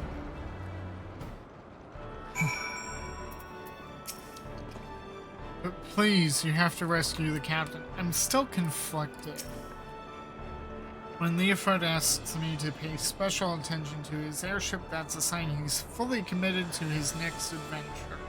He had the same spark right before he left to board the Void Ark. You're wondering why his ship is named Raimiel? I never gave it much thought, but I'd wager it was the name of his first love, or maybe it was a pet. Because pirates tend to do that.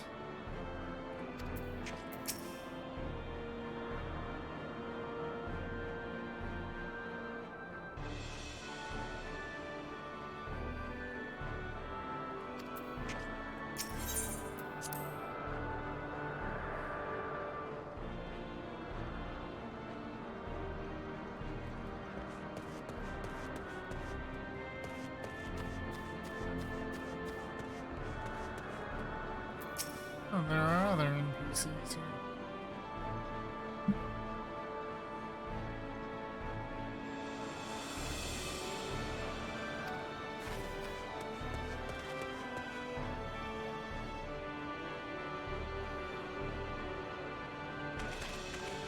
Doing laundry. Of course, the wind up here is bound to be excellent for airing laundry.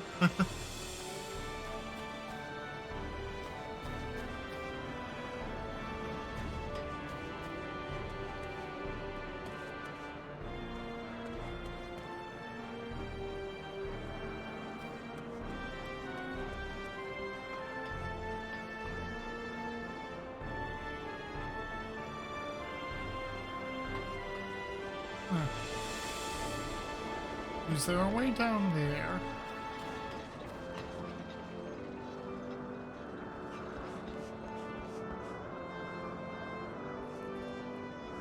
No. Oh, come on. Tease me with a walkway and I can't get there. Ooh.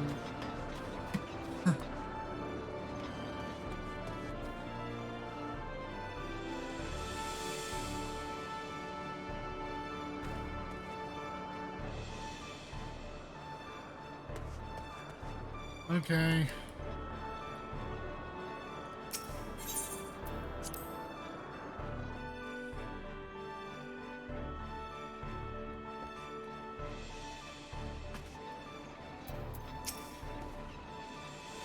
You know, we've never been friendly with the Talents, but that don't mean we can just sit back and let them be torn to shreds by a cackling voice.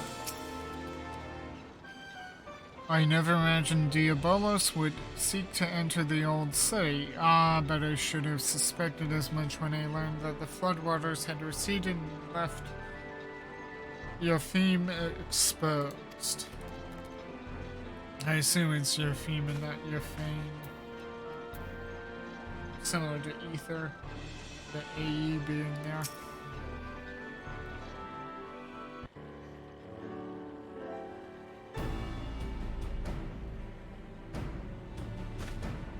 Right, Furball. Let's hear about this artifact that Diabolos is looking for. If I am to speak of the Nullstone, then I must first explain the method by which Mhach sorcerers would bind Void Scent into service. The more powerful the Void Scent, the more difficult it is to manifest its presence in this world. Their own immense strength weighs them down like an anchor, you see, preventing them from breaking the surface of our dimension. Okay. And that is why they cooperate with mortal sorcerers. A mage can provide a suitable vessel for the summoning, or rip a large enough hole in the fabric of reality for the entity itself to step through. And let me guess, the mage forces the Void Scent to agree to a pact in return for the invitation into our world. Yep, that's it. Yep, that is correct. But it would be foolhardy to expect such devious and malevolent creatures to abide by the spirit of even the most carefully worded contract. Thus did the Magi construct an occult device that would more securely bind the Void Scent to their will. A safeguard of sorts that, to the best of my knowledge, yet lies entombed within the remnants of this ancient city. The Null Stone was seen as a last resort. Should a Void Scent break its pact and turn on its summoner, the mage could use the relic to disperse the very essence of even the most potent entity, obliterating it completely. I can't see the royals of the Void taken too kindly to a threat like that. Seems those sorcerers were just as ruthless as the monsters they summoned. When it came to the glory of Mhach, the ends justified the means. In any event, we can be certain that Diabolos seeks to secure the Null Stone before it falls into mortal hands, and thereby ensures that Skathak will reign unopposed. Alright, so we know what the fiends are after, but what I don't understand is why such a valuable relic was left behind when the mages knew a colossal flood was on the way.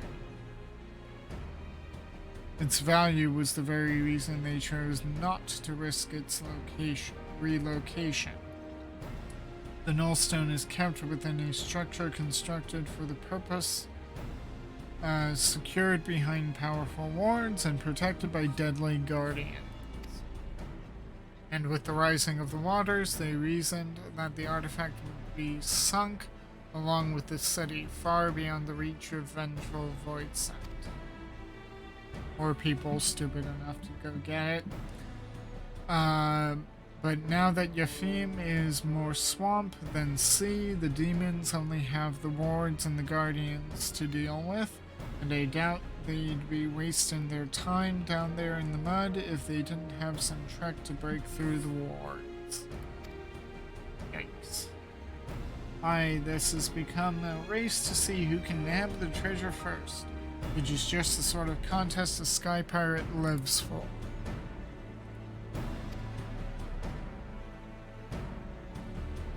So we slip into the ruins, pinch the relic, then rescue Radlia right under the fiend's noses.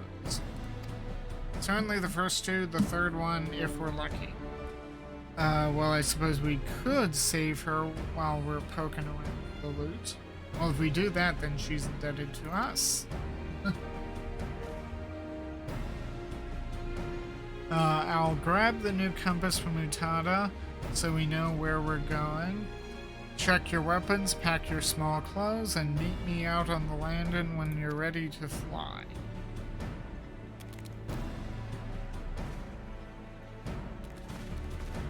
Is it on? Be careful around the keyboard. You're gonna need it.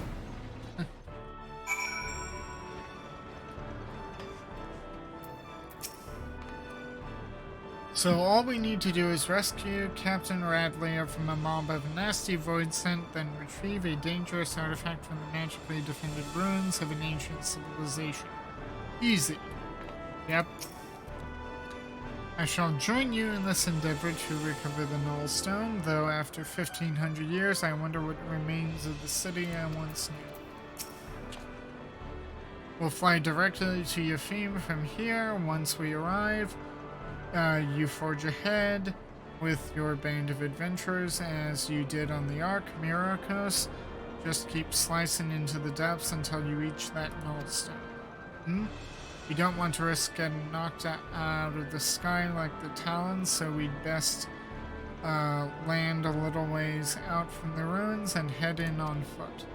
The furball says he knows the place well enough to guide you. So me and the Red Bells will follow behind on rescue duty. Rescue duty. You concentrate on smashing a path through to the artifact. We'll check the nooks and crannies for Radley and her crew. Don't let your guard down once you reach the ruins, though, eh? There's like the golems and such in there what are worse than the fiends outside, and we wouldn't want our hero losing his head, now would we?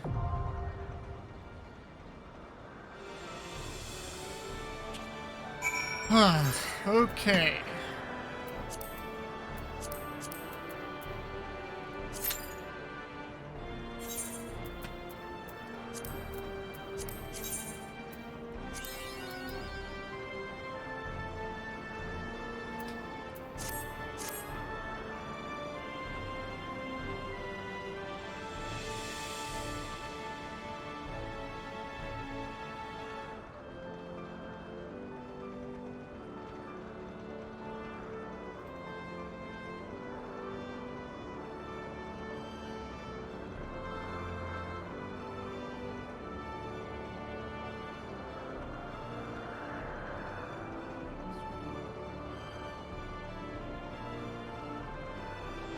Just want to sit on the desk.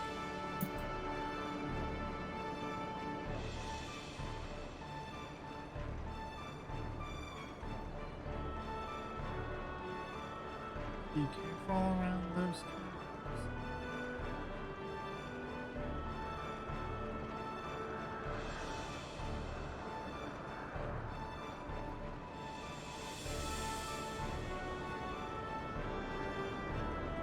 So if you need to get up and stretch your legs, do so now. It's not healthy to sit idle for too long. I have a feeling it's going to be another long wait. So get up, stretch your legs, take a break.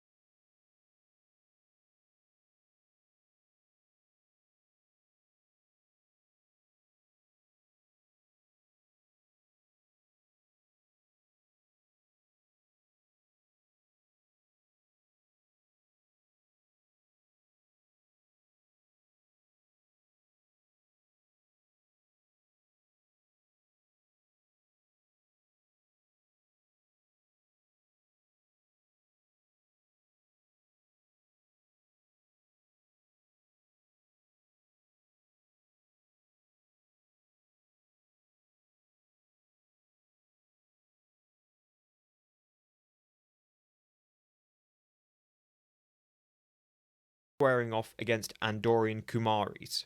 And then it kind of after that, it became the go-to Vulcan ship. We didn't see much more of the Surak/Sharan class, which was the original design to be used. And it's based, obviously, on the Matt Jeffries Enterprise ring ship design. But basically, obviously, it was a Vulcan. Oh, and you can play it in Star Trek Online, and it's colossal. That's another thing that we will get to with this ship in universe as well. But it is available in Star Trek Online if you're very lucky. I think, if you're very lucky. So in universe, right, the Vulcans named this a combat cruiser, which is the biggest understatement of the 22nd century. This is huge. It is 600 meters long. Now, granted, we talk about, internal volume and everything. It's quite flat. It's got a big hole in the middle. It's certainly not anywhere near the volume of a Galaxy or Ambassador class. Probably closer to around about an Excelsior in terms of overall volume. But this is a big ship for the 22nd century. I mean, you look at what the other powers are putting out, and this is huge. This is the Romulan warbird of the 22nd century, which, funnily enough, was why Guillermo Martinez wanted me to cover it. It's basically another side of the Romulan coin. This is what their cousins were up to. And you can see the commonalities in that sort of design philosophy. Certainly with regards to size. Both of them seem to like big ships. But this is very much unlike the Sharan, which was arguably more of an exploration ship. I mean, it was still big and it was still powerful.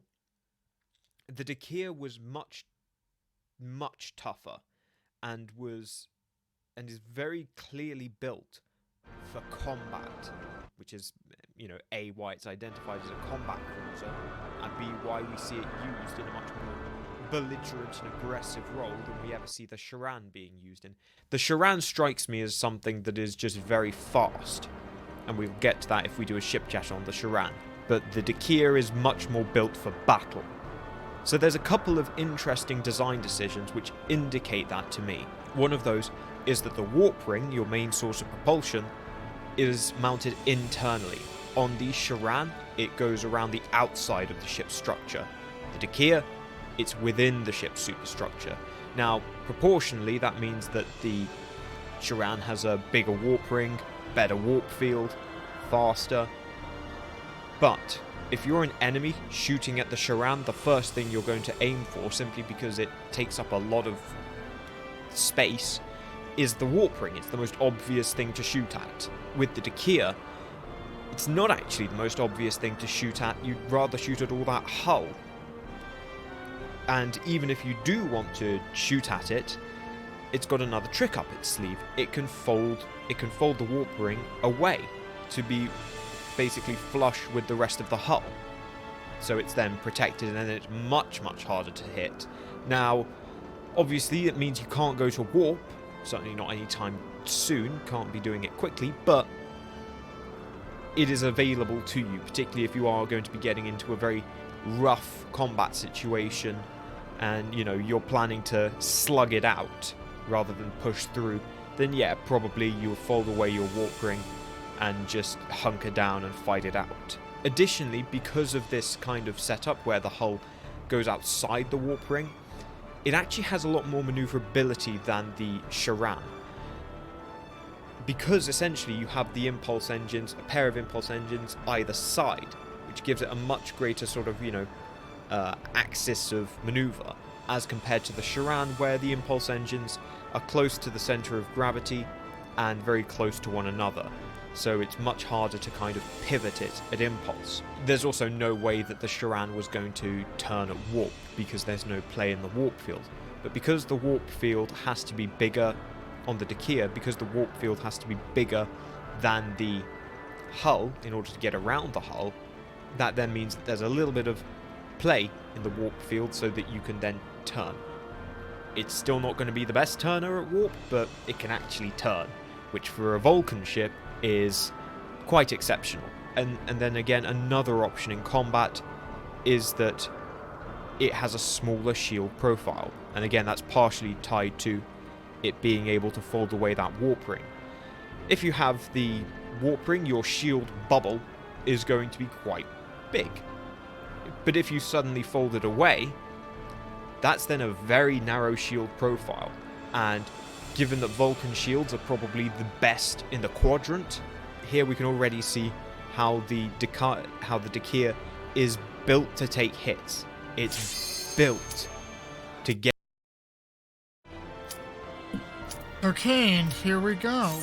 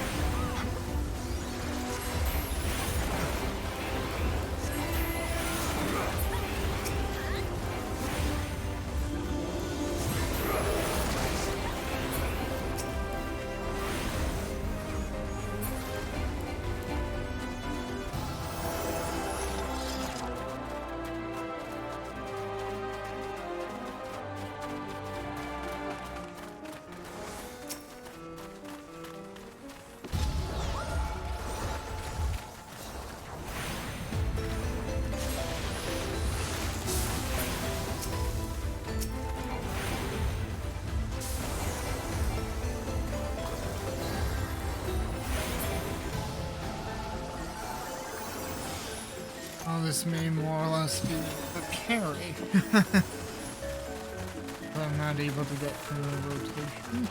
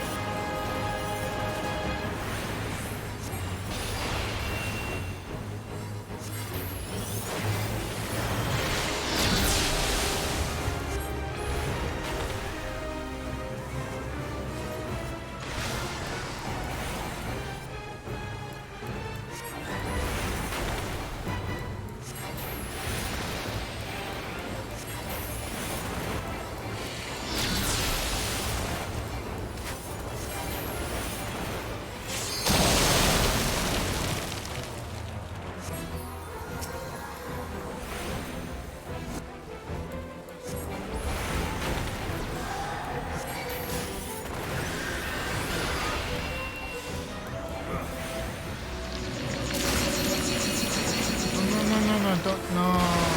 Crap.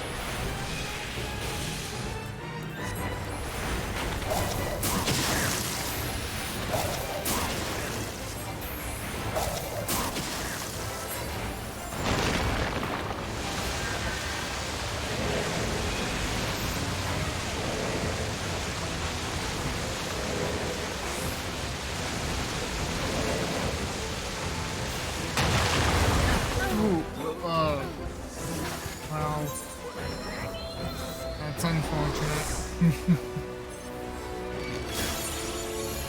I'm gonna be right on top of where I was jumping out.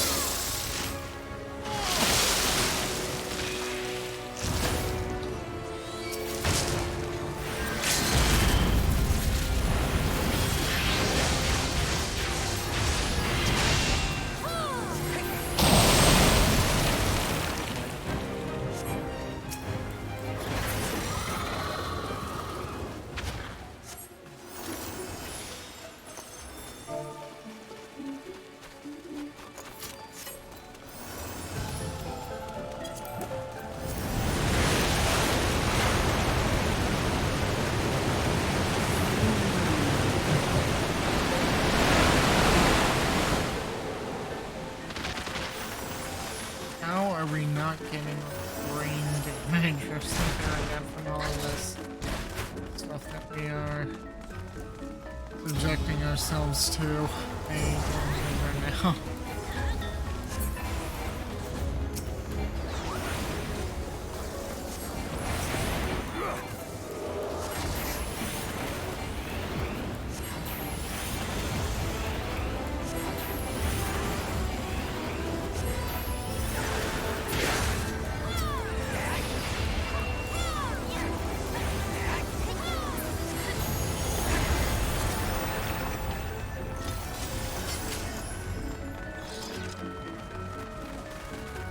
I'm not terribly fond of horror.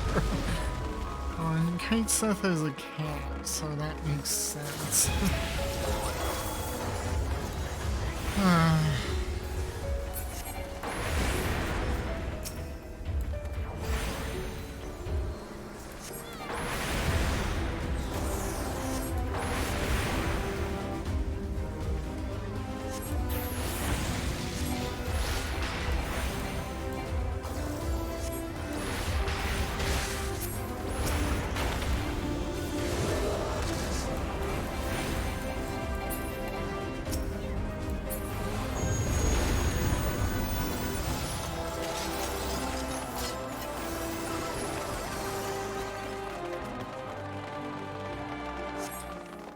Oh, the music overall is really good with this game.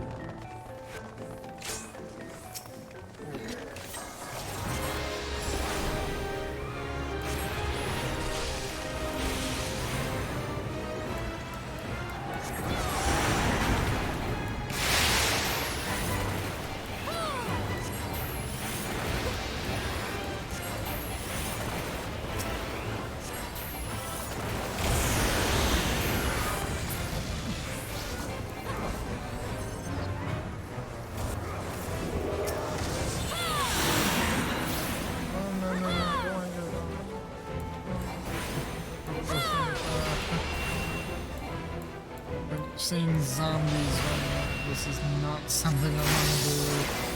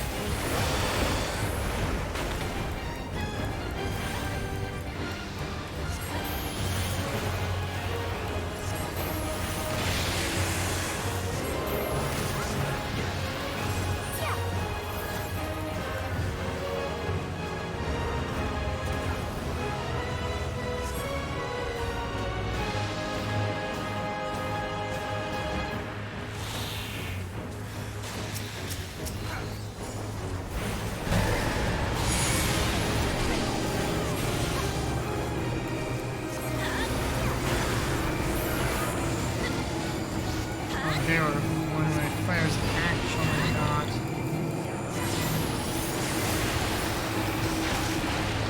They're dead.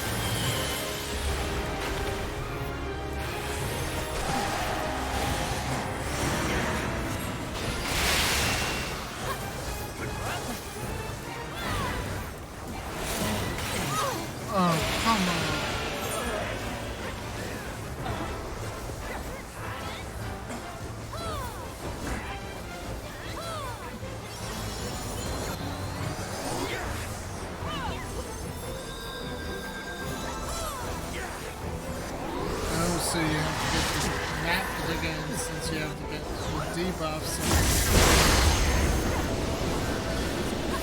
Okay.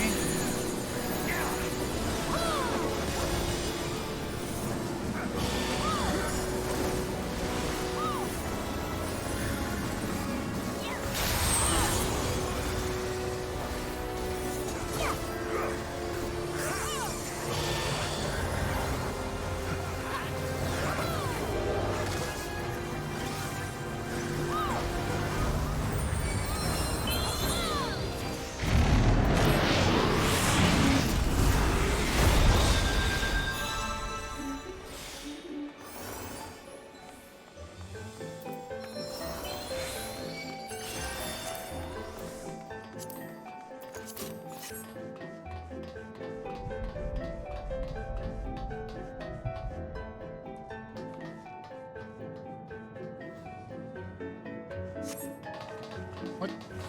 Even more coffins? And look how big they are. Just how many void scent did these guys get? Oh my god, look at this! Like, okay, coffin is an interesting motif, but like, seriously, how many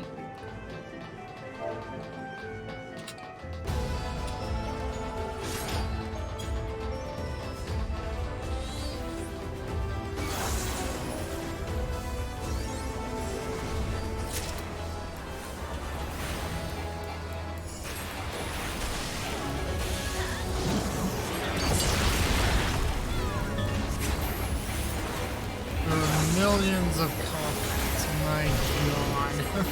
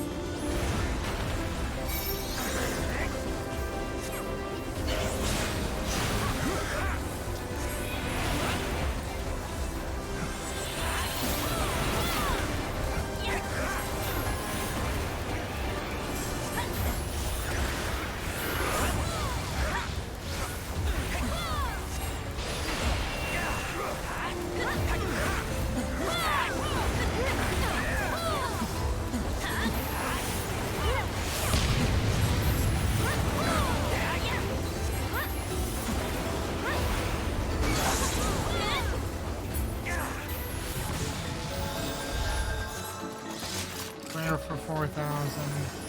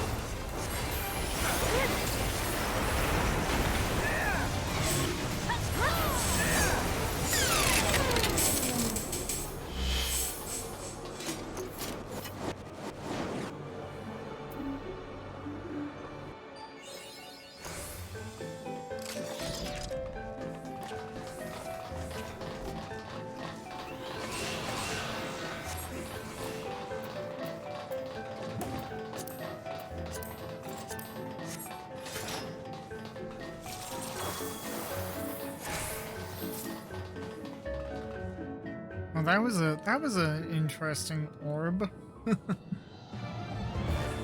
Uh-oh.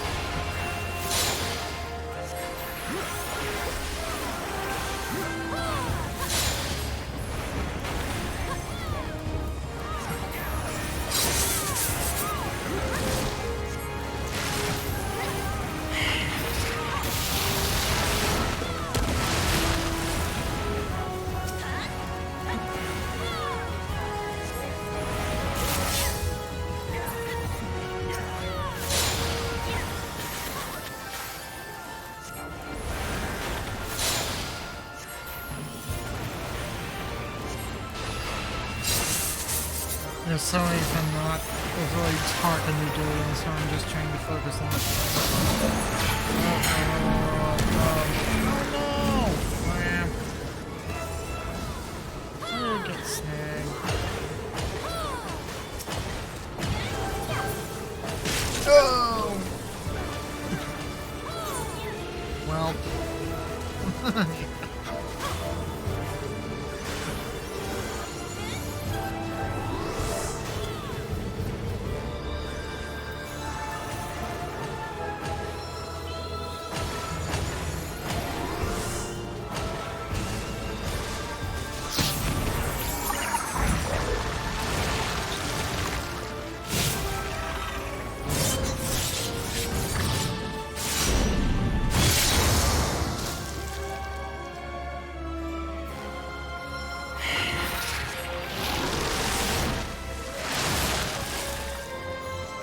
So this particular one will feature me dying terribly and then watching what the other players do. It's like, okay, more rest time for me. That confirmed. Other than I'd like to at least participate in the fight.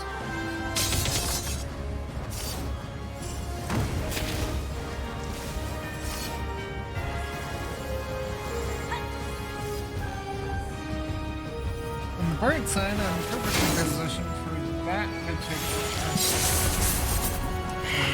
Having somebody else not in my group is helpful.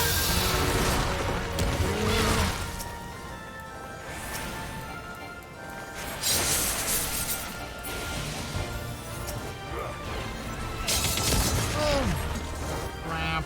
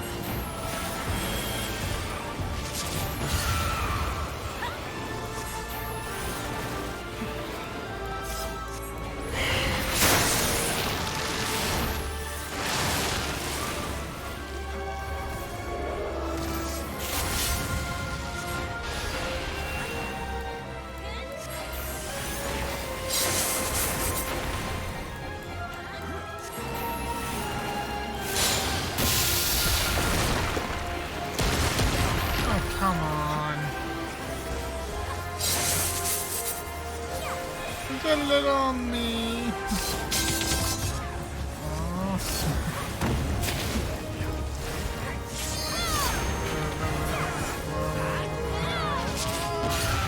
Here.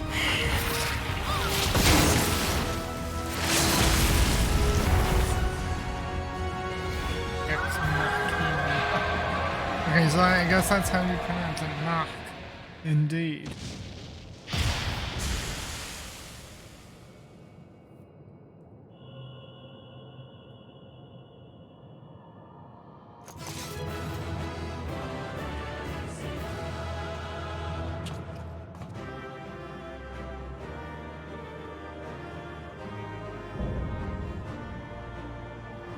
And another largely cat fruit.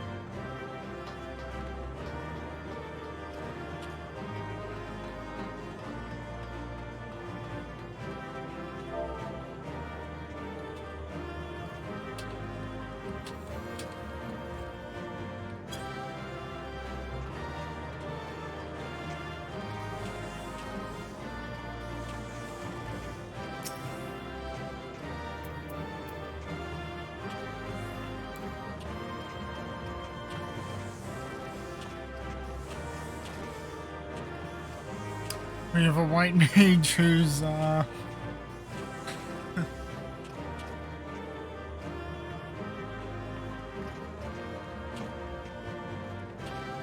we have a white mage who's dead, possibly AFK, but not officially AFK in terms of listings, but definitely dead, not raising, and is holding up the entire loot.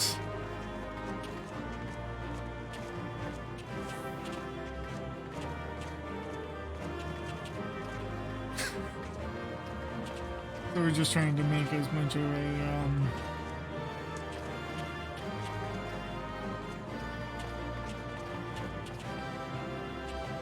I guess we're just trying to make as much of a ruckus as we can.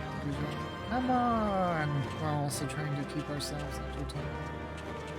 Whatever, we have like 30 seconds-ish.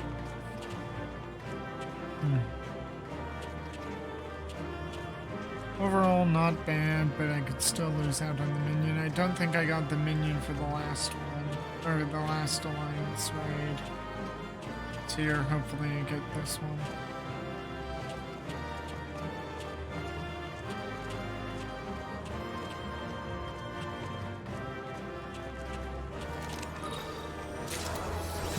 Oh, I got it!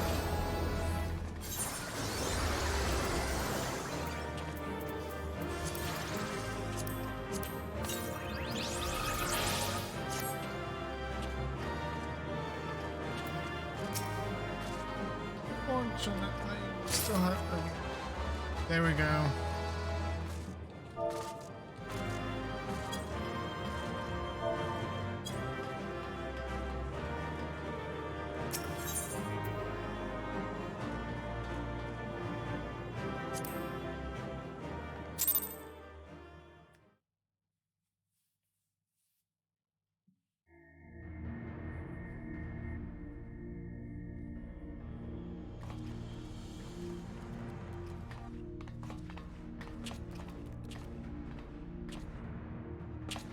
So this is the heart of the ruins, eh?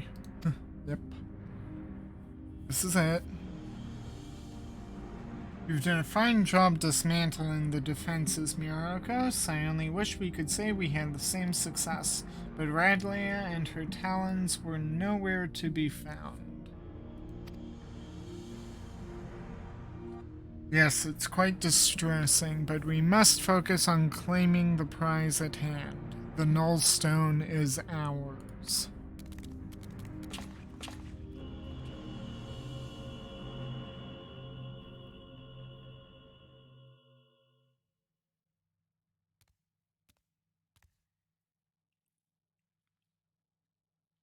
Mwahahaha. You've left me such an inviting trail of destruction to follow.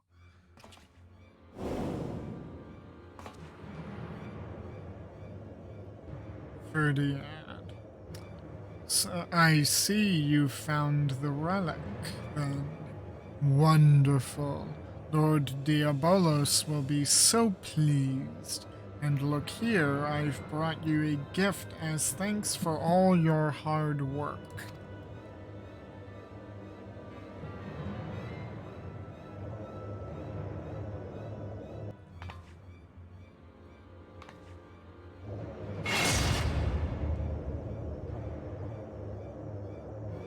This is the lovely lass you've been oh so desperately seeking, isn't it? Unless you wish to see her rent limb from limb, then you will hand over the Null Stone. Curious how it's speaking, yet it has a mouth that's not moving.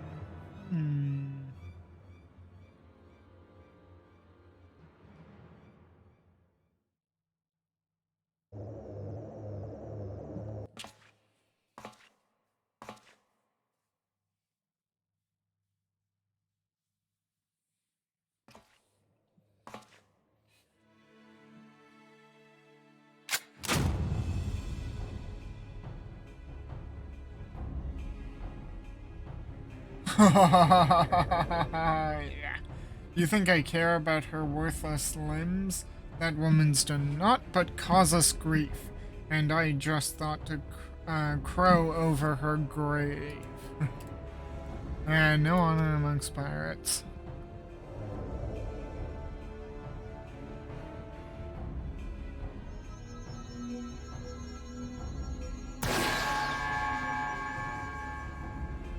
Don't give me that look, Radlia.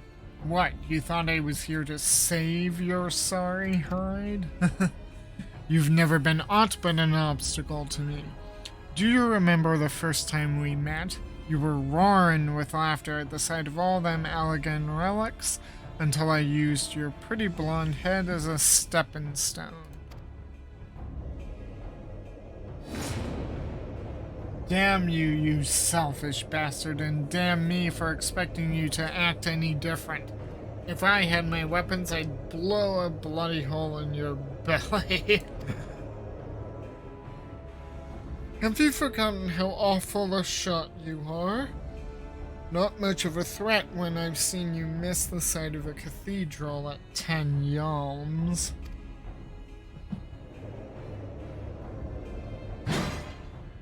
Silence, you grinning fool. You've ruined my moment, and now I'll ruin your smirking face.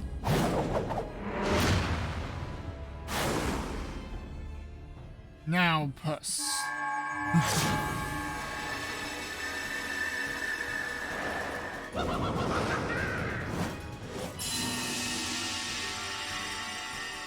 What? Ah!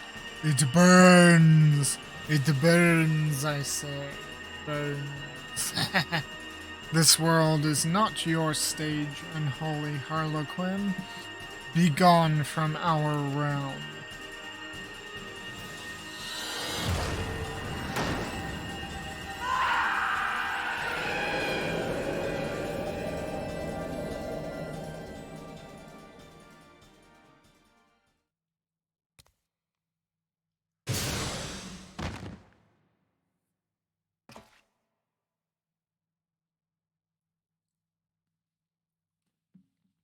You're a clever farce, mortals, but the show is not over. Not until you scream. Oh, charming.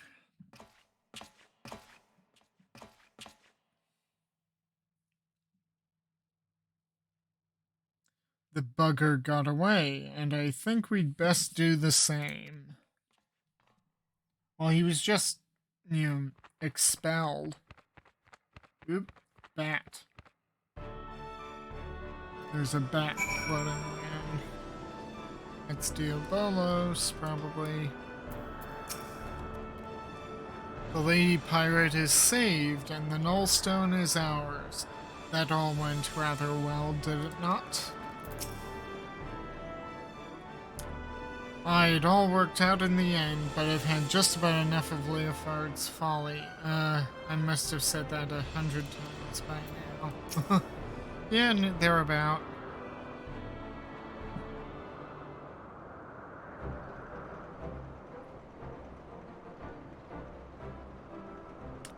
Now that was some excitement, wasn't it, Myrokos? It was. Probably a little too much for Radlia, but we gave her a bed to sleep off the worst of her ordeal. She'll be back to her usual cheerful self in no time. Oh, how courteous of you. How courteous of you. Quite a successful jaunt, all told. You and me, we make a pretty good partnership. Yeah, we do work well together. But of course, Kate Sith wouldn't have given us the victory. Yeah.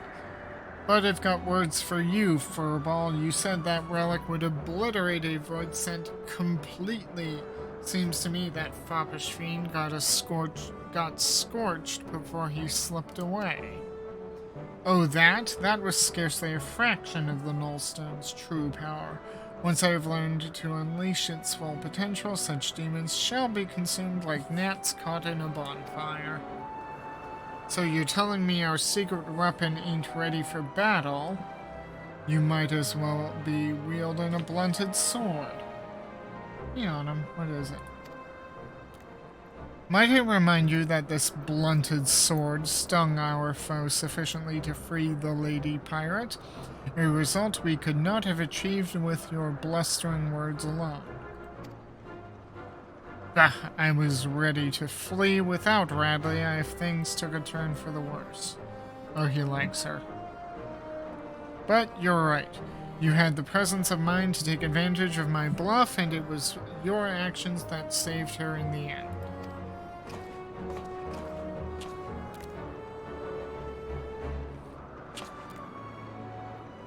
Yeah. Just take the compliment, Kite Sith. He doesn't give them out often.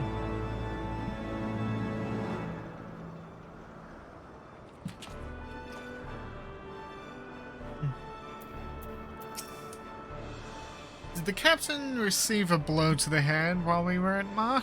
I could have sworn he just paid me a compliment. He did. It all worked out in the end, but okay, you already said that. Freedom for our skies. Leofard wishes you to join him in his questioning of Radlea.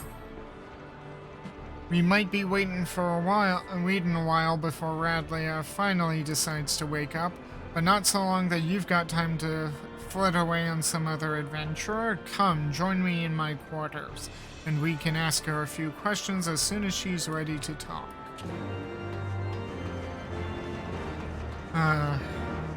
Yep, here we go.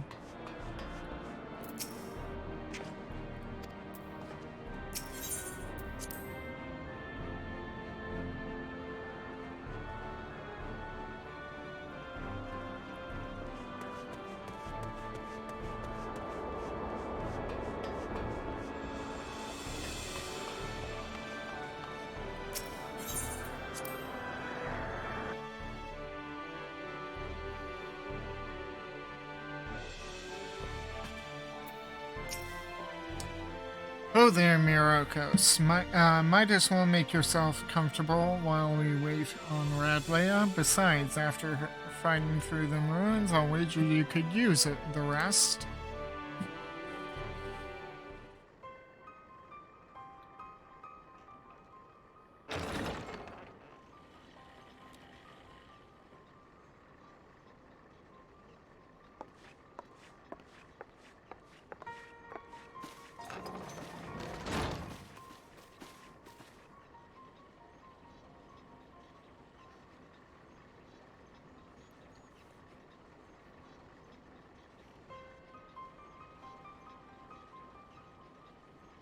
Where's the rest of my crew? Surely there were other survivors. None that we saw. I didn't see anybody.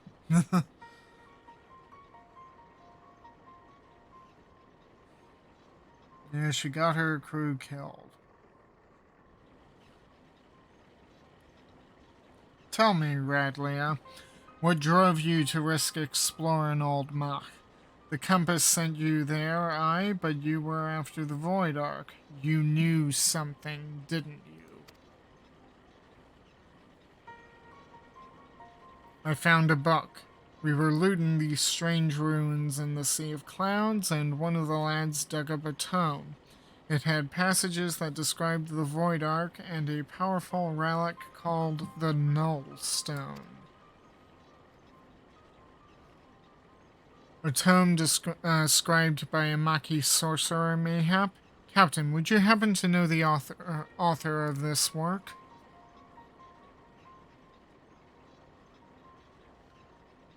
The words are muddled by obscuring magics, and 1,500 years have faded its pages. There is much that remains illegible. But what little my darling cutthroats and I could decipher suggests it was written by a mage of exceptional status.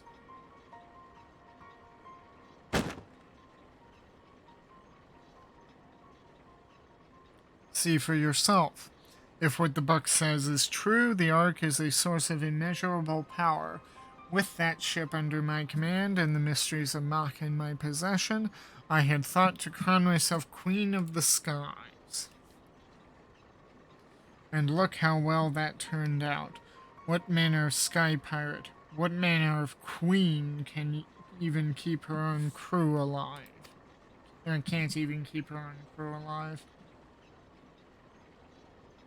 Ahem. Radlea, is it not? Would I be correct in assuming that you seek revenge against the Void Sent who slaughtered your comrades?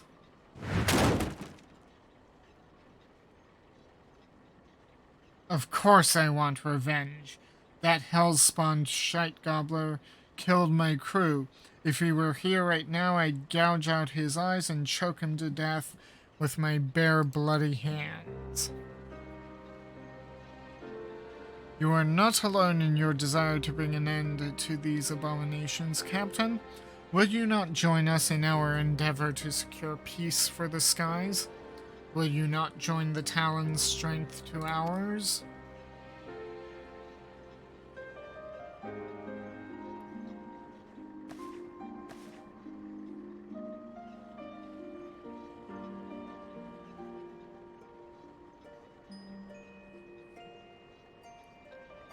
What strength? The way things are right now, I doubt I could keep the peace in a monastery.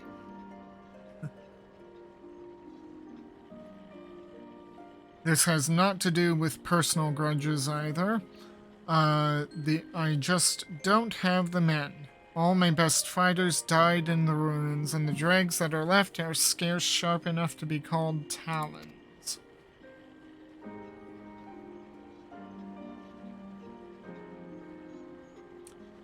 Did you leave your spine back in them ruins, Radlia? You've had your wings clipped and no mistake, but that's no reason to give up the life. I thought we rescued a sky pirate, not some cur that turns tail when her pack ain't there to bite for her. True enough.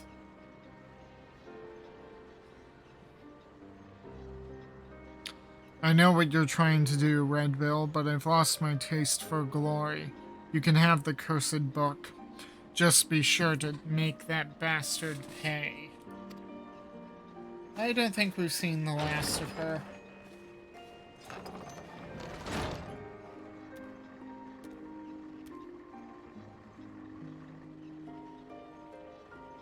Hey, Furball. How quickly do you think we can decipher that ratty old tome? I need you to figure out how exactly your relic works. Need you to figure out exactly how your relic works. You sent one fiend squealing in fear, but that ain't enough. From what you've told me, we'll need to aim for some of that obliteration if we are going to take on the Shadow Queen. The rest of you put everything you've got into what you do best. Be that research or blade work. Overdoing it is doing it just right, if you get my meaning.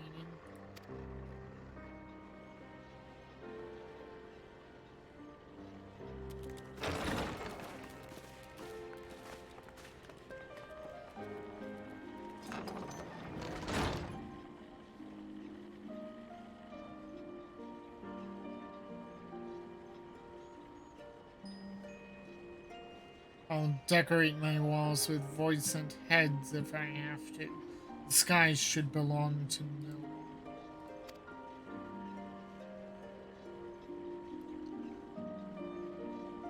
Again, that lady. Could this be Ramil? Could that lady be Ramil? What cutscene?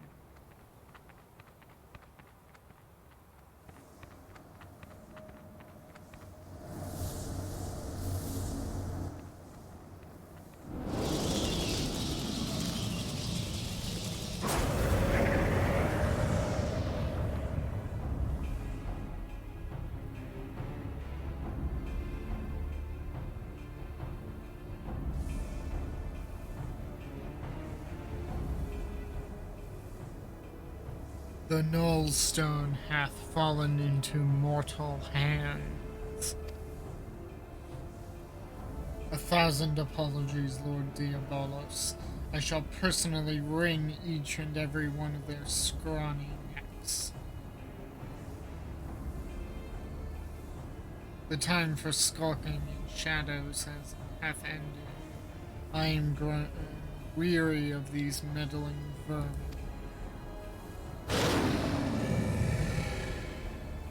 The power of the Shadow Queen waxeth full. Soon mine ardent desire shall pass from dream into dark reality.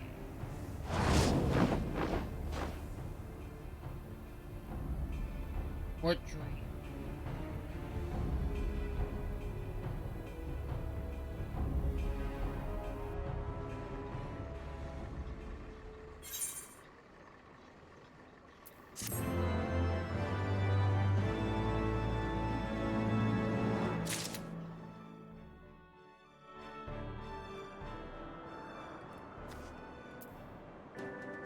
And it's completely cloudy, or... Nope, it's fog. Yeah, that's fog.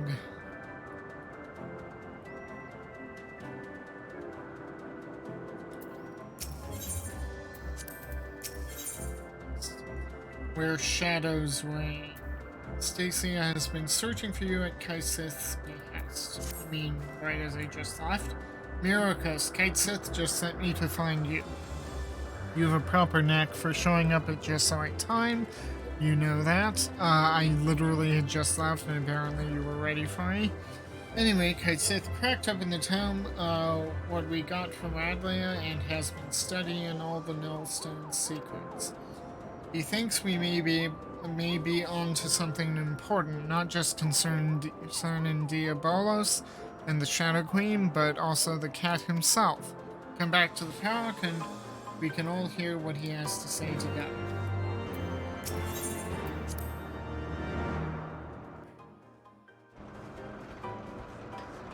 At least here, up here, it's nice and clear.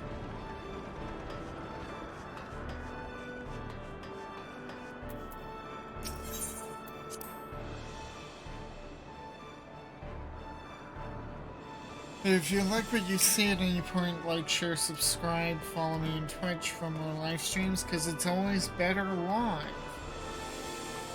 If you can catch me.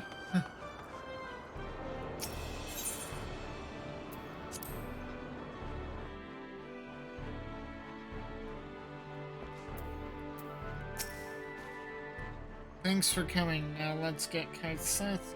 Let's ask Kaisith what this is all about. Kaisith has had the darkest look on his face. Oh, that's not good. Thank the winds you're here at last. The Phobal refused to share until you'd arrive.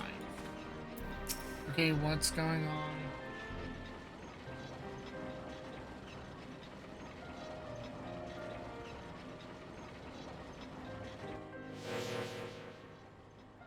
As I suspected, this tome was penned by a Mhach sorcerer of superior standing, as well as detailing the methods by which the full power of the Nullstone might be unleashed. Its pages also contain a number of revelations concerning my master, High Void Mage Césaire.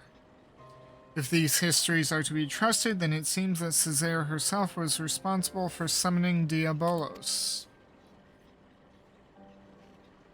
But I thought you said your master was opposed to supporting the war effort. Why would she be the one to call up that bat-winged monster?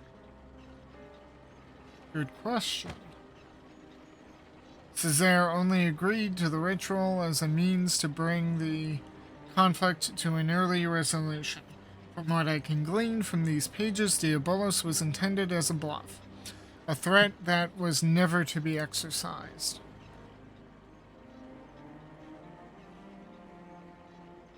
But those arrogant imbeciles ignored my master's carefully laid restrictions, and he elected to unleash the fiend upon Amdapor.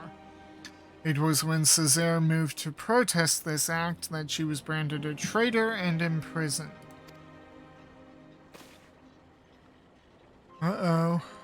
Once they had contained the opposition, the Void Mages studied all manner of otherworldly arts at the taloned feet of their new pet.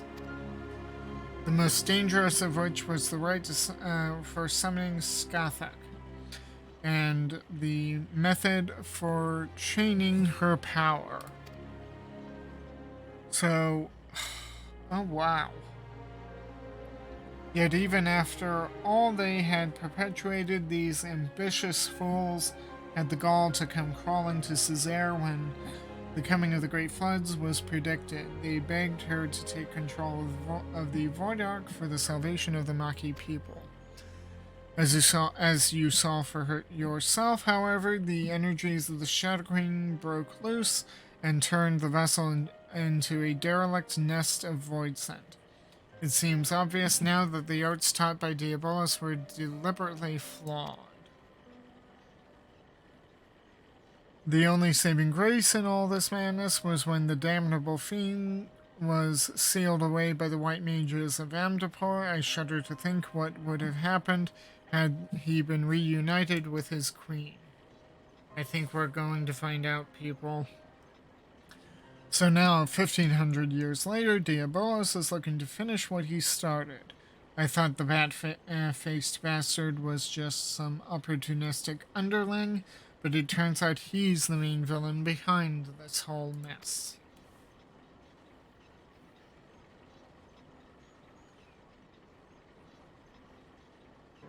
Were Caesar alive today, she would accept responsibility for unleashing Diabolos upon the world. As the High Void Mage is familiar, it is my duty to act in her stead. I have deciphered the secrets of the Nullstone, and with its undiluted power shall I erase Diabolos from existence. Heh, I like your spirit, Puss, but try not to rush in too quickly, eh? Getting yourself killed won't do us or your master any good. True enough. Wait. No one's rushing in anywhere just yet, or have you forgotten we're still in the middle of scouting out the Fiend's lair? We've got the compass to go by, but who knows what kind of place it'll lead us to, or how many demons will be lying in wait there. We fly in with our eyes open, or risk getting slaughtered just like the Talons. Oh yes, speaking of which, the tome made mention of a potential location for...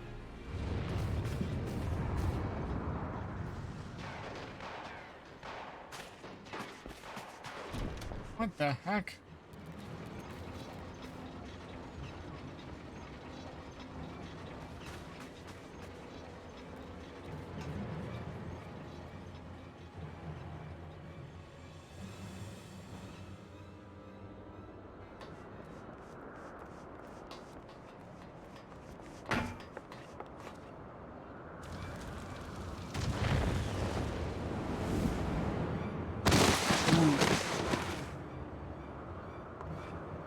Leofard.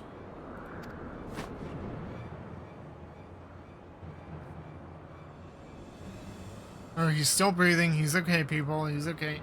He's behind you. Yeah, curse you, fiend.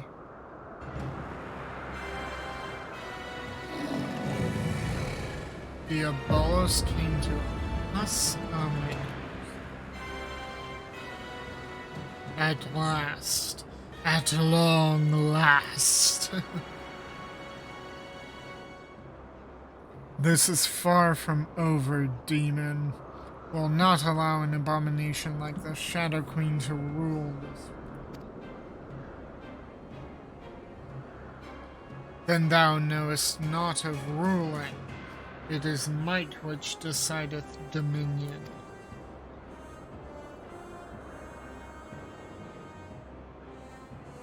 But believe what thou mayst, frail creature, you are playthings. Your screams of denial shall amuse me as I send this rock and all upon it to shatter upon the ground below.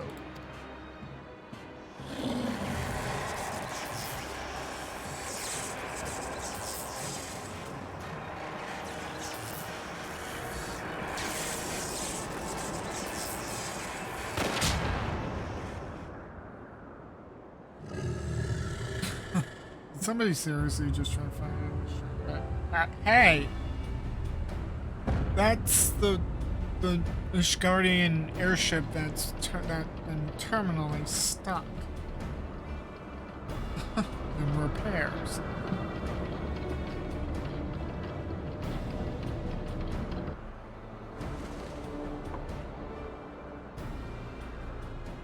Gods, is that Radlia? Where's she been hiding that ship? I think she stole it, Stacia.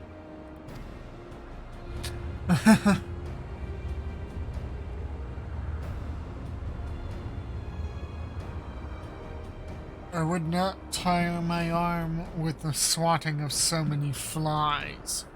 The Nullstone is mine, and there is yet much to be done. Ooh, big mistake, Diabolos. If you have the first rule of dealing with your enemies, if you have a chance to eliminate them, eliminate them. Don't let them live to ruin your life. Oh, good lord. Rookie mistake, Diabolos. Hey, old Colonel, how's it going? Yep, doing the Heavensward Alliance raids and trying to get it all done in one, in one stream, preferably.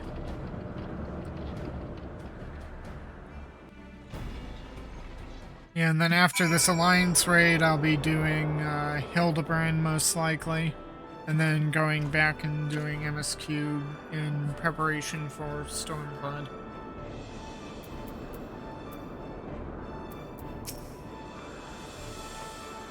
How are there still so many Talons? I thought they were massacred at Mhach. Well, she said she took her best people, not all of them.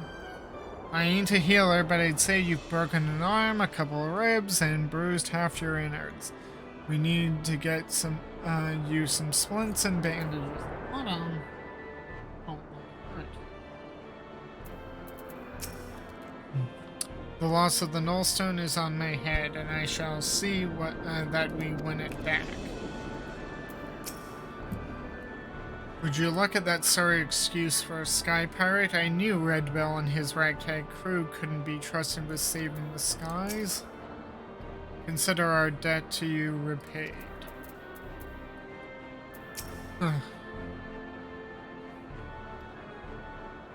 Need extras? Sure, if you want to join along once I'm ready to unlock Dun Scythe.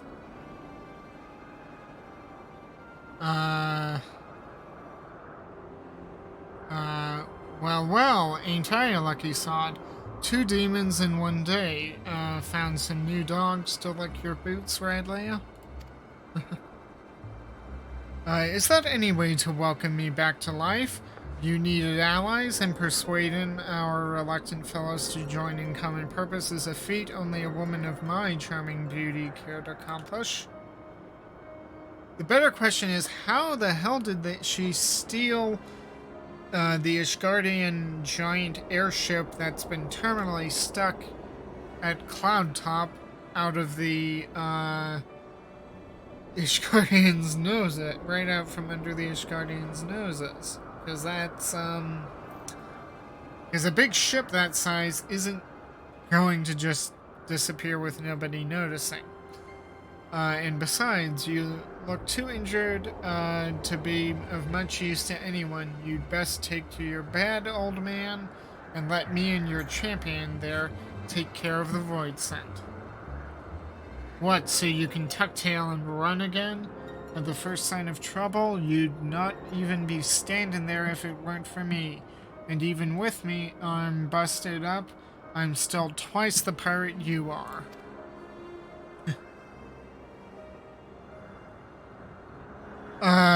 Nay, I think you should stay behind this time, Leofard.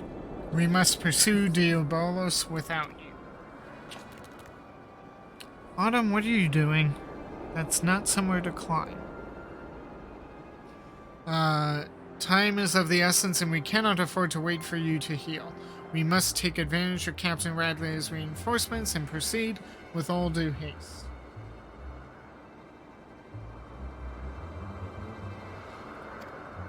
Bear with me, my cat is trying to get my attention. Did the demon drop you on your head, Furball? Without me to run things, you'll just end up getting in Myrokos' way.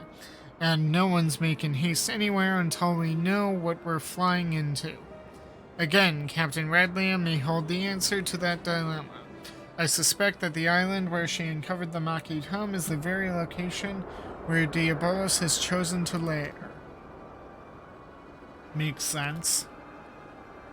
This floating marvel I speak of is not a natural occurrence.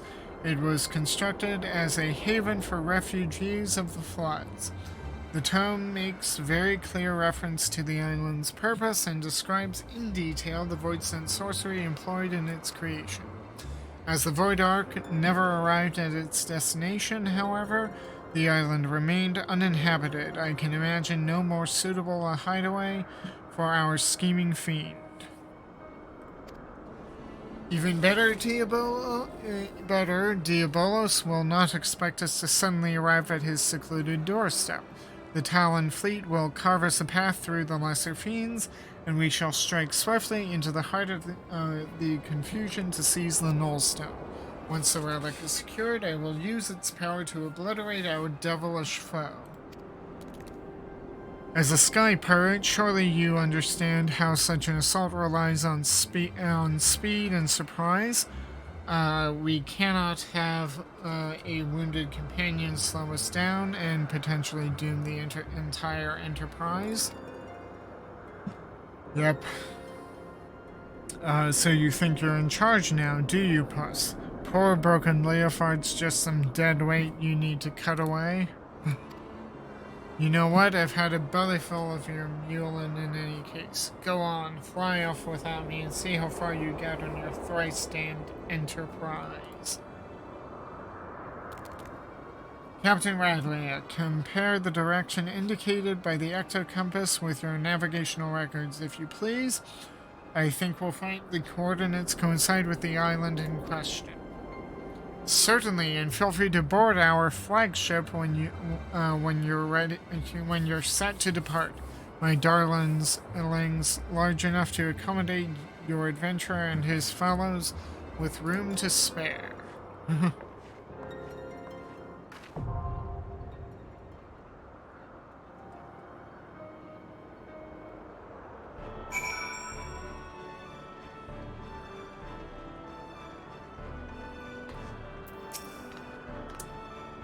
Don't worry, I'll keep an eye on the captain while everyone is off on this grand adventure without him.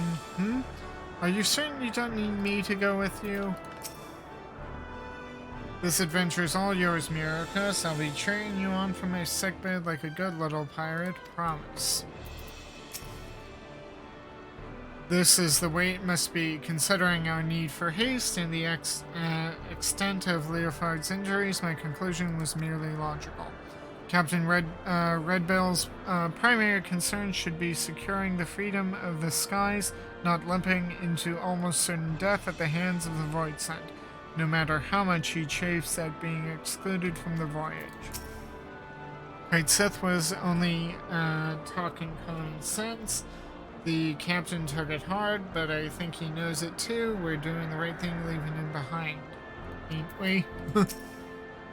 I think we are. I acquired our splendid flagship after the Ishgardians saw fit to abandon her. I hear she was an attempt to match airborne agility with their dragon enemies, but the vessel never did live up to expectations. So it is the airship that was just terminally stuck in repairs. Speaking of which, where is it? I don't see it here. Okay, when she passed to me, we replaced all their improvements with structural reinforcements and made ourselves a flying fortress. Our stately lass will not soon be knocked from the sky. Okay, so going to Party Finder.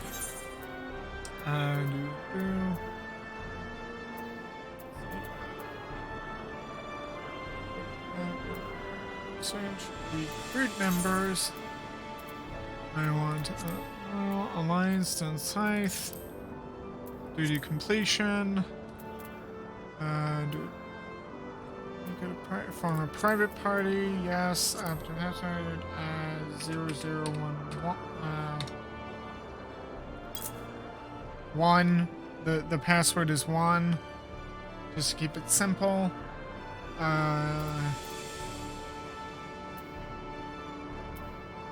Normal,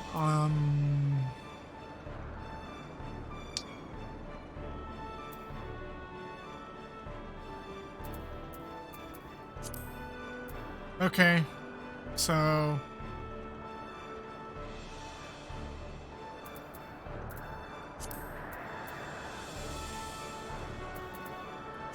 the party finder is there. 1. If you want to join, the party is 1. Here.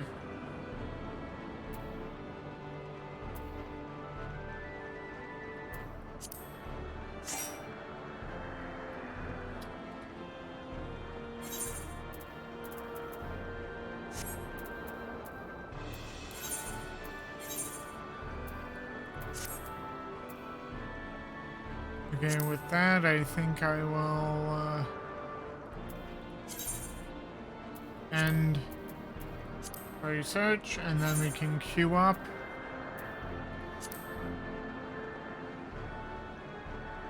Wait a minute. 28 players, 3 parties of 1. Why can't I queue?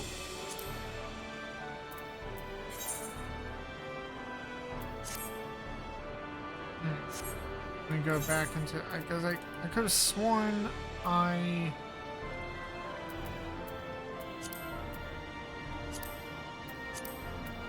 Huh.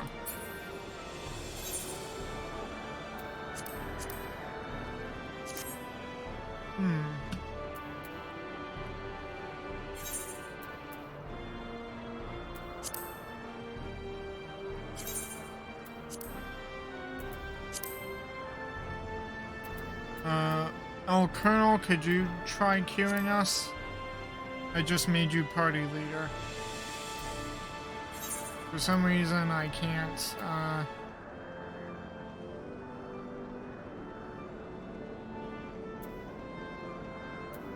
I can't queue us. Party finder's a bit weird, 1 sec.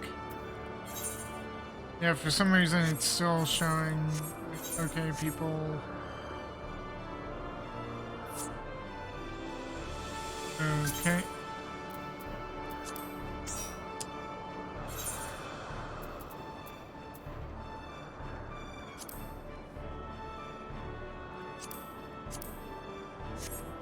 Okay, that's a little better.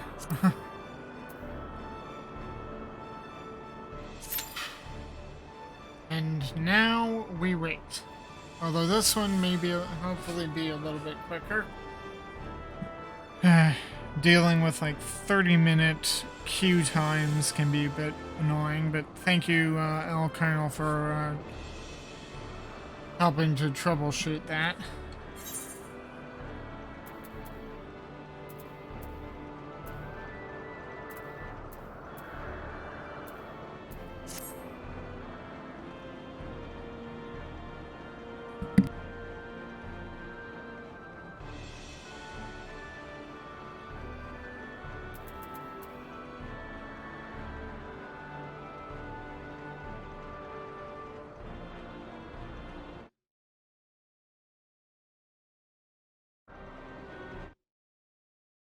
Into the thick of things, but what's it sending back the other way? Well, this is an interesting question. One problem we have here with the Dakia is that there's no discernible firing ports. Now, you might say,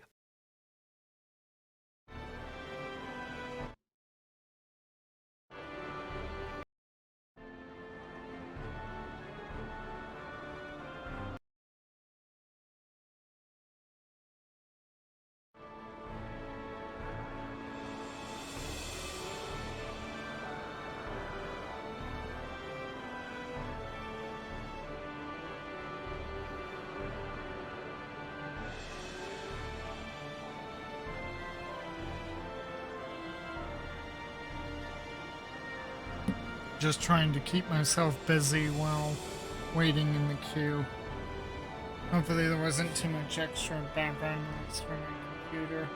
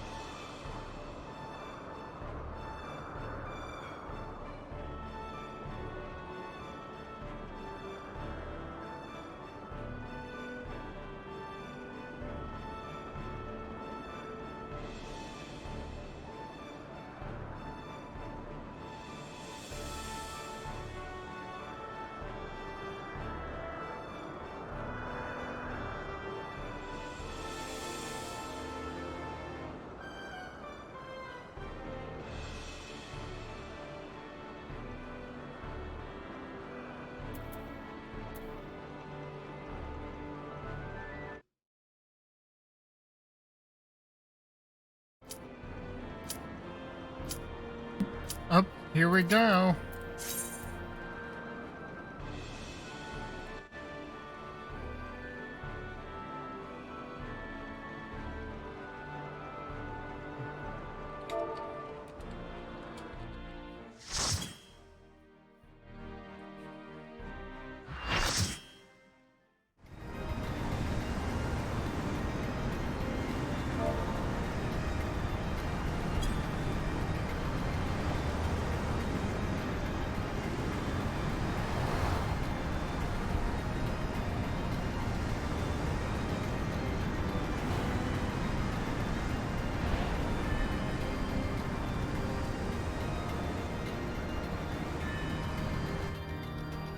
Well, it's good to see I'm not the only one who's decided to do dress up for Halloween in-game.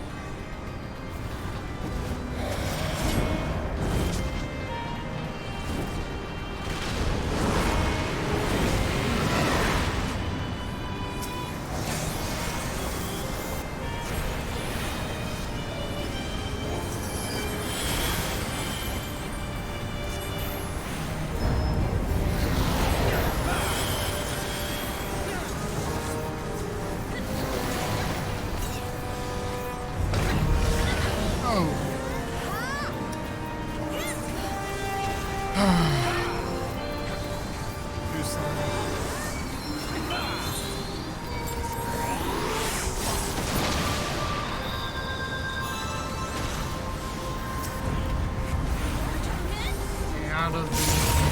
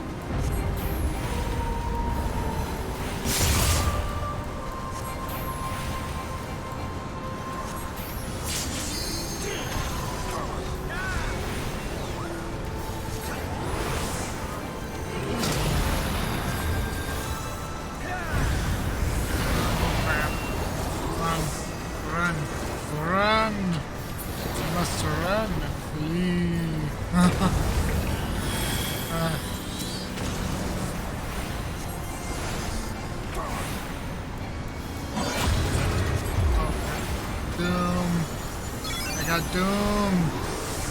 How did I get Doom?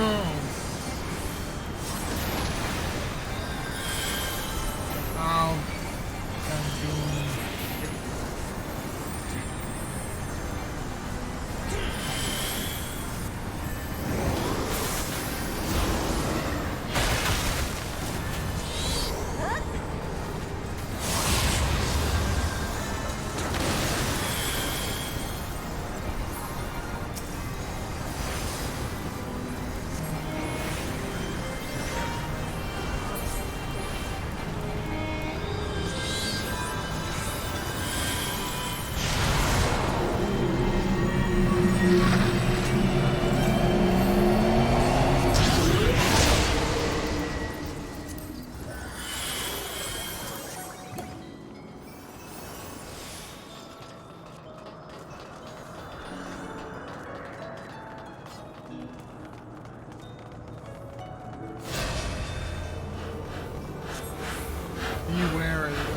Okay.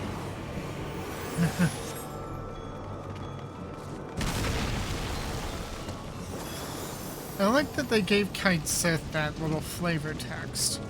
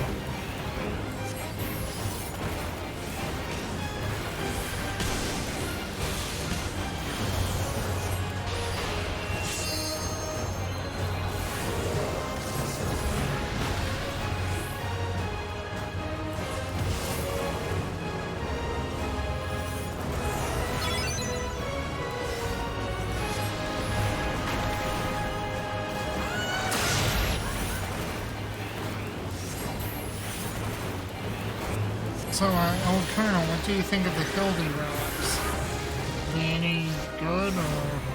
I know I'm a long way from getting them, but... just gotta ask.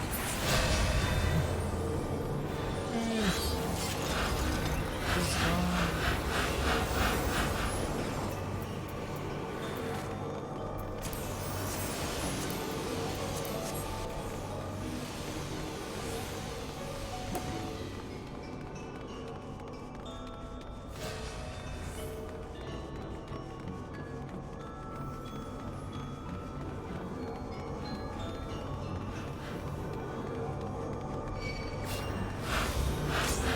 Okay, I was just asking what you thought about the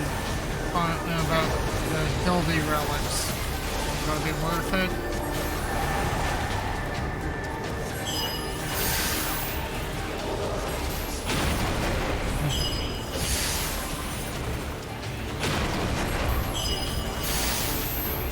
Yeah, the game music here is pretty loud. Pushing into the orange.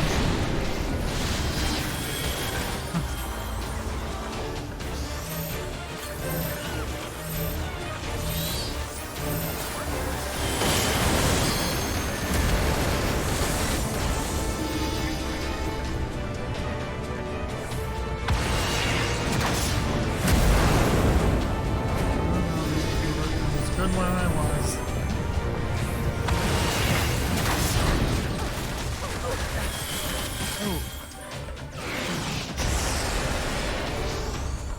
Wait, this is an Allegan thing?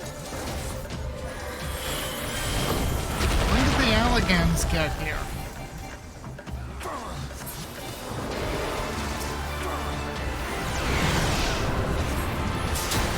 Oh yeah, this is the ultimate thing.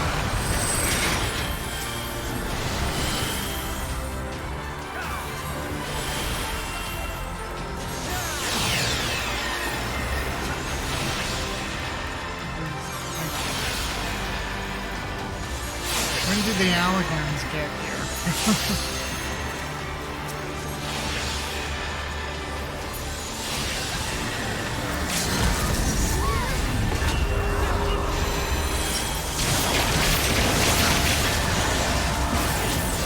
Oh god, my eyes. That was a little bright.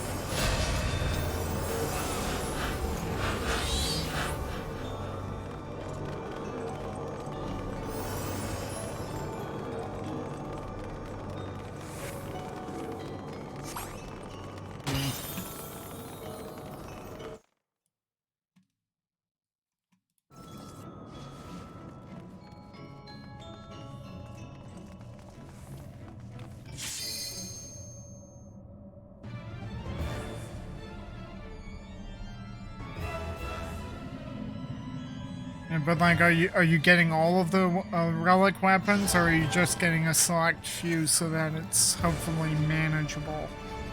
Because like, if you're going to go for all of them, that's an awful lot of farming.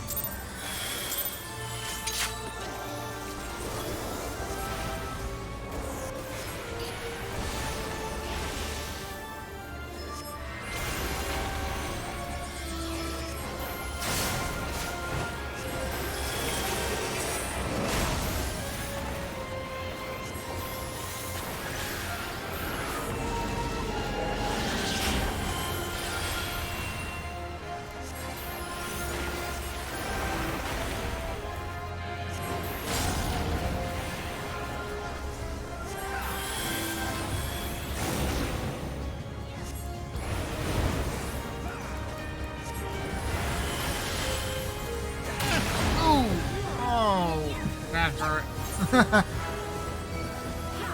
That hurt.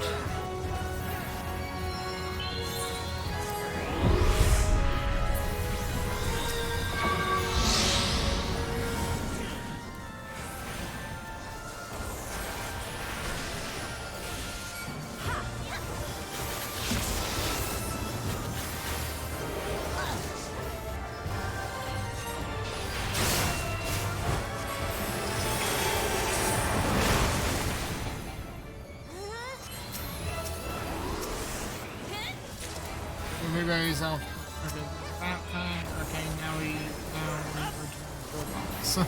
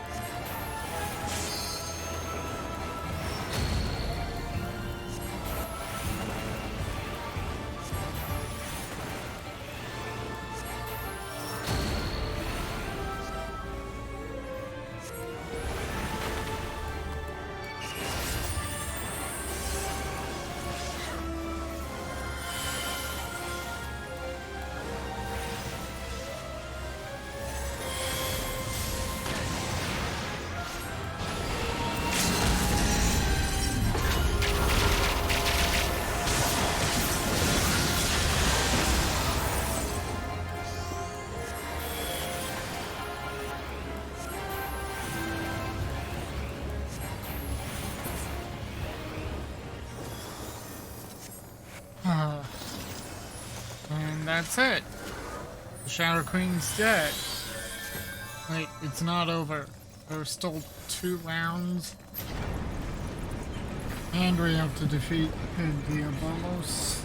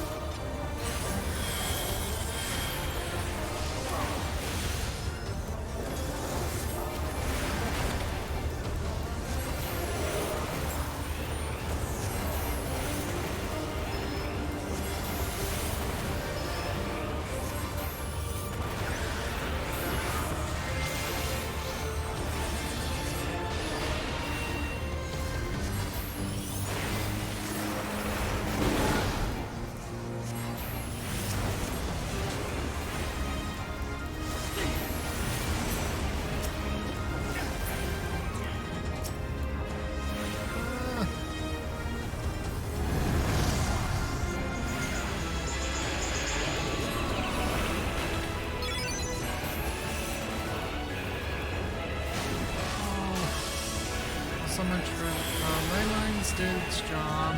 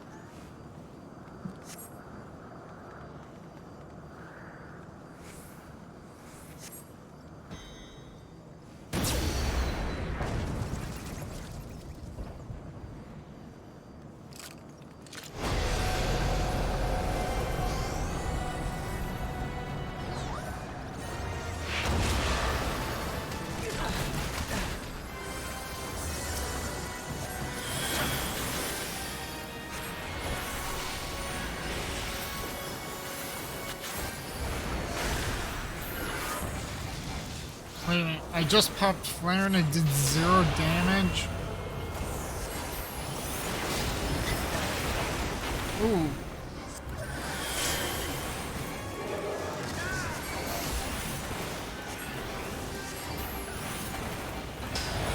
We're not doing any damage to it. Ow.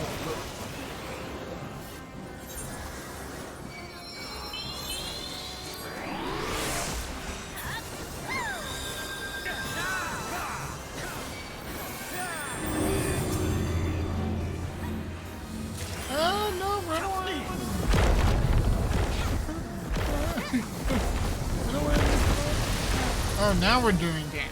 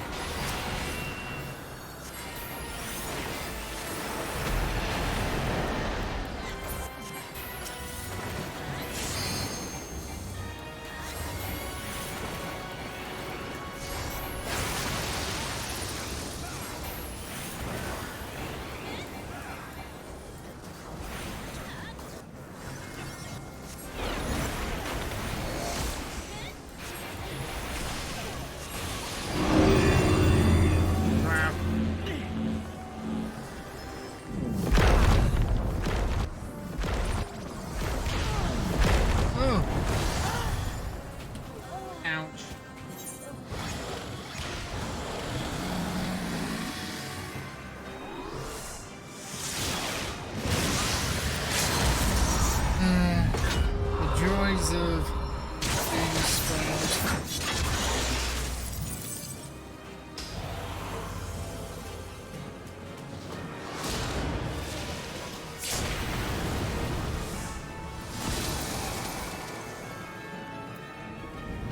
Oh, we're both, oh man, El Colonel, we were both taken out.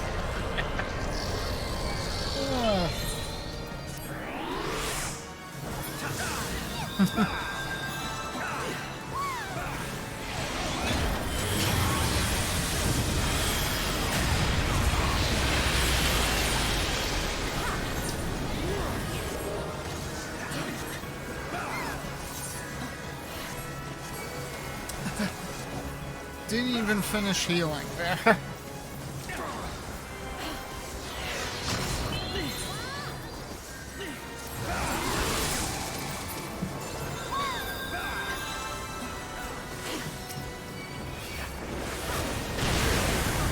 Oh, come on.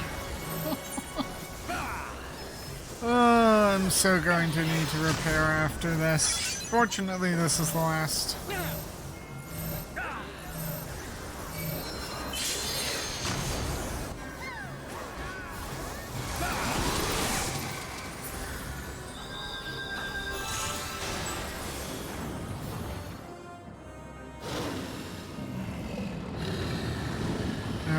Well, that's that. I just died a lot. So don't tell the Scions. As far as they're concerned, I'm excellent at everything.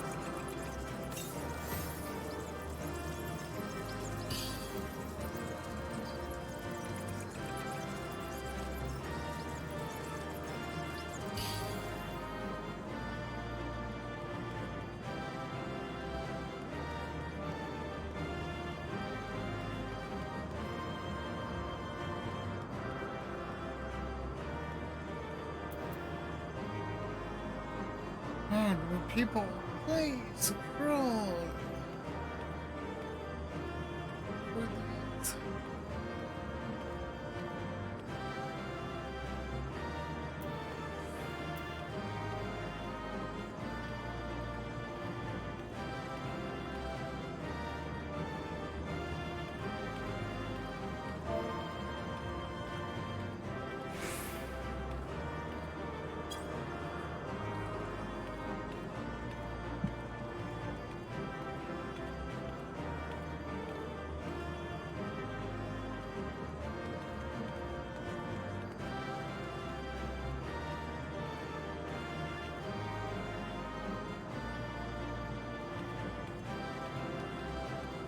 Fine.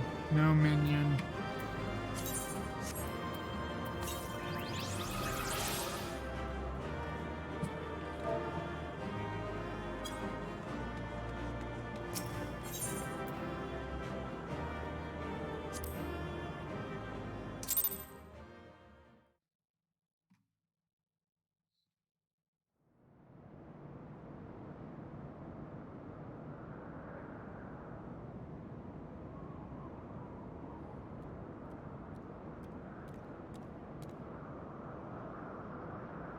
Do not relax your guard yet, Myrokos. The air is still heavy with his foul presence.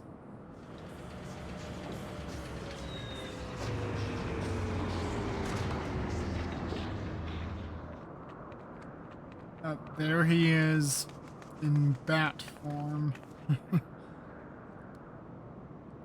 Already taken care of the fiend, have you? And you didn't even need that dusty old relic to do it. The bat's still there. Be careful, Captain. Diabolos yet lurks in the shadows.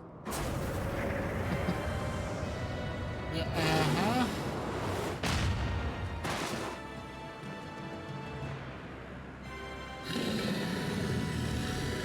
So all that for nothing.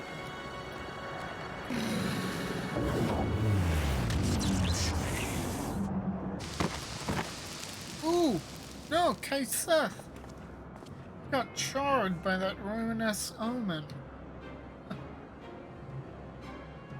Finally, I've claimed the Shadow Queen's power for mine own. Yet still I am harried by you noisome weevil.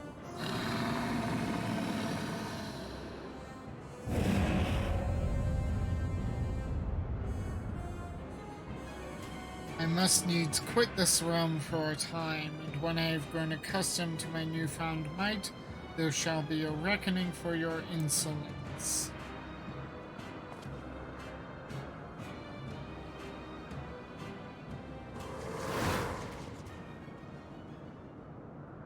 This ain't the time for napping, furball. You've still got a job to do.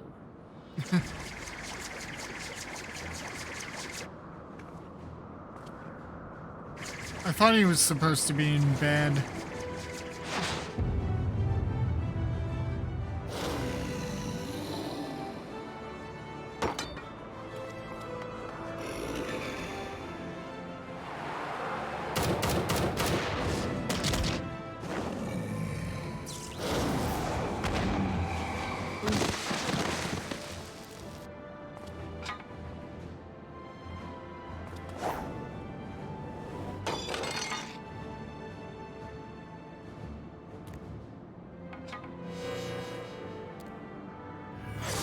Aye, my work is here is unfinished. In Caesar's name I unmake thee, Diabolos.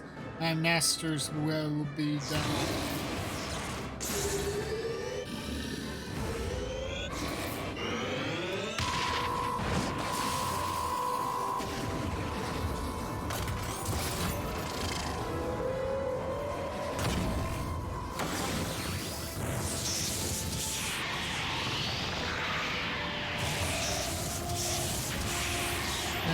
For 15 centuries I have yearned for this power.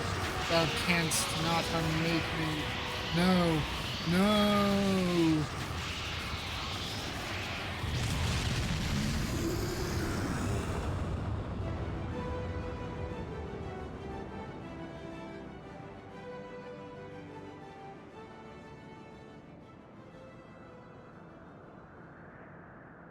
But do we really unmake him? I mean, we thought we killed him and destroyed him, and then it turned out we didn't.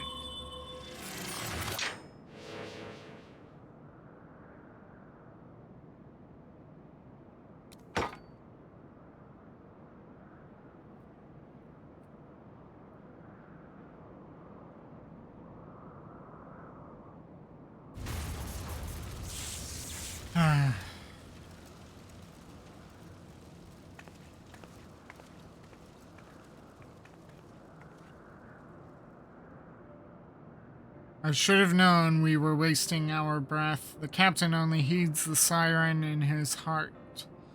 And damn the consequences. I told you you'd be lost without me, didn't I?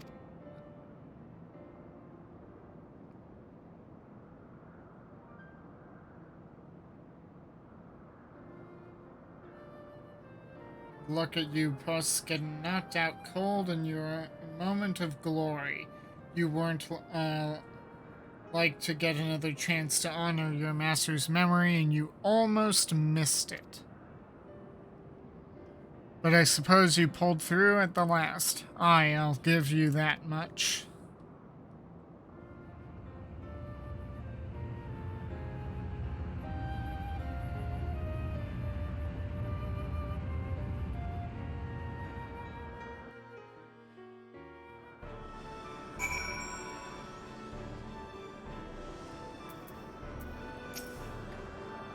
How vexing to once again be rescued by Red Bill. He'd better recover from those injuries so we can get back to hating each other on an equal footing. The plan was a resounding success, though it did require some intervention on Leofard's part. I am afraid I misjudged his commitment to our cause. Well, I think he'll live, which is surprising considering he crashed his ship into a bloody demon. Damned fool. Spare me your concern and your lectures. You all knew I wasn't like to stay abed and with such a grand adventure in the making, and I'd rather break every bone in me body than be stripped of the freedom to go where I please. Besides, all's well that ends well, eh?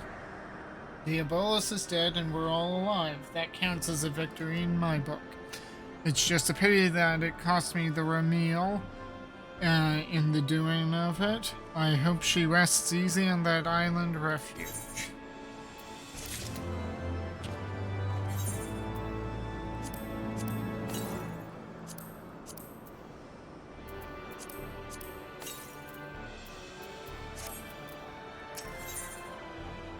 A Red Bill farewell. Leofard appears to be mourning the loss of the Ramil.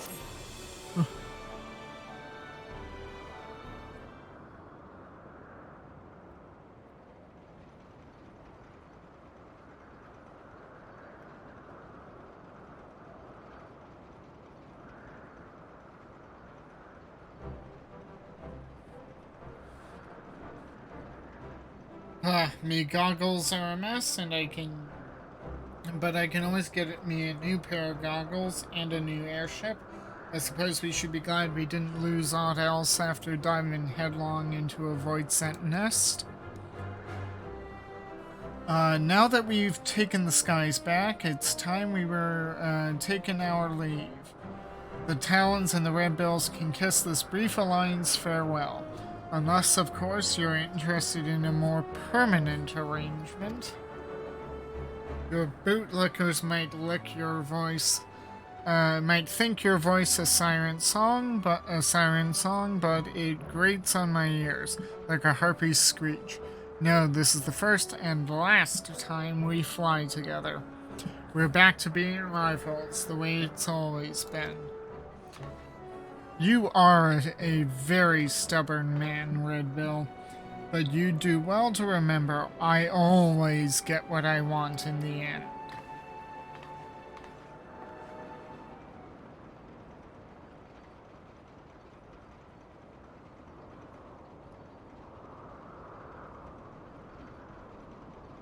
Head back to me quarters and see to the furballs' hurts. I'll be along in a bit.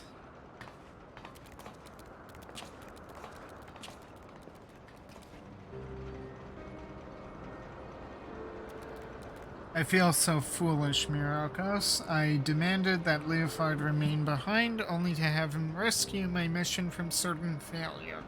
A failure that would have made mock of your heroic efforts as well. And no one's perfect. You are too kind. What words exist that can properly express my contrition? I know not how to even begin making my apologies. I should like to approach the captain, but he has the air of a man who seeks solitude. 'Tis strange to see him so melancholy. Could it be the loss of the meal which troubles him so? Nay, I shan't intrude upon his contemplation with clumsy questions and trite platitudes. Let us leave him be for the moment.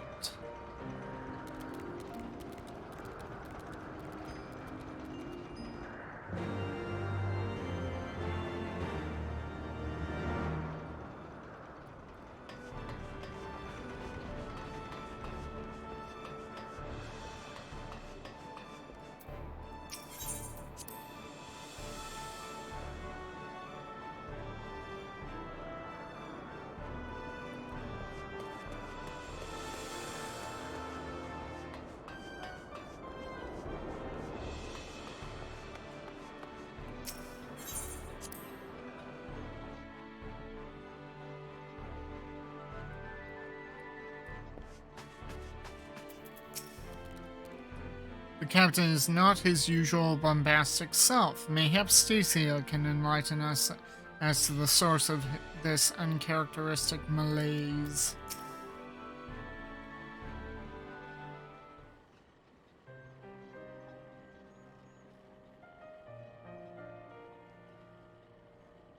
Mistress Stacia, if I may might ask you a question, do you know the cause of the captain's melancholy? Is it because of the Ramil? Pray tell me if it is so. I cannot help but feel responsible for the vessel's destruction, and I would better understand Leofard's present distress.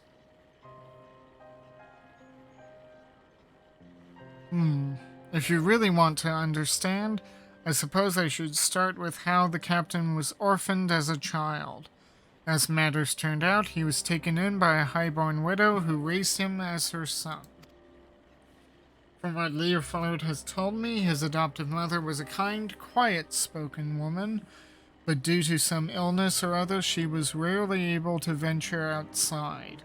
Instead, she spent hours reading to her boy from a library well-stocked with books from faraway lands. Leofard cared for her as her malady grew worse by the day, and he was there by her side when death finally carried her away to Thal's halls. While she was alive, she never did ask much of him.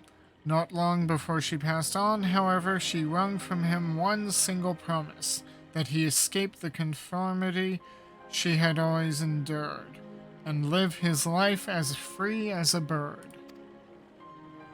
As you've likely guessed, her name was Rymil. That is her portrait there hanging on the wall. Ah, this explains much.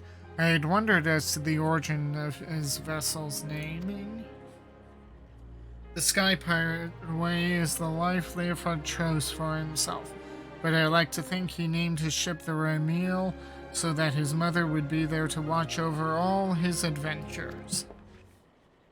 Since when were you so loose-lipped about a comrade's private past, Stacia? Uh-oh. Oh, but we were just getting to the good part. Come on. I ain't in the habit of leaning on people's sympathy, so you can all keep that tidbit to yourselves, eh? And I thought I told you to see to the furball's wounds. Look at your cape, puss, it's in tatters. Come here a moment.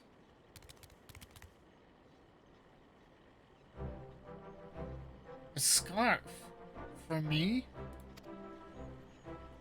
Aye, that's a little present we give to every new Red Bill. Rymil taught me that it's not protecting memories that's important. It's having the strength to follow your path and make those memories in the first place. Seeing how determined you were to clean your master's slate, I'd say you'd fit right in with our crew. Listen, if you're thinking that that little airship meant a lot to me, then you'd be right.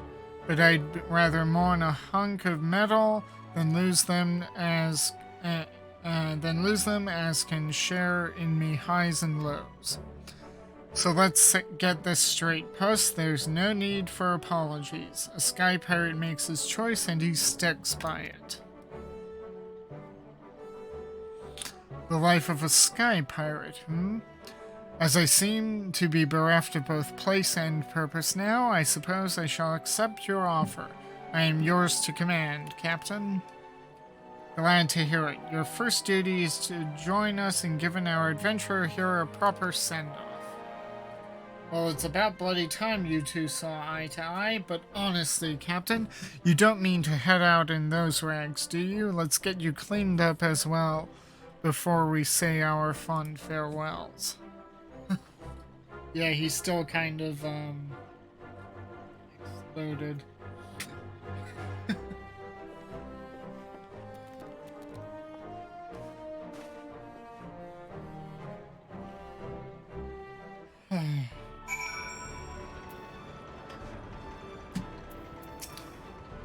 Did you see?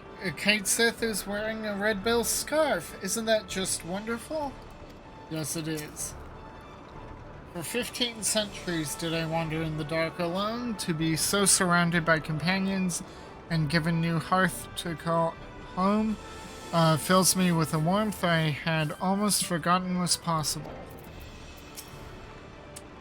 We have a spare airship the captain can use for now until he feels ready to build a new one. It's time we parted ways, Myrokos. Let us give you an escort down to Coldwind.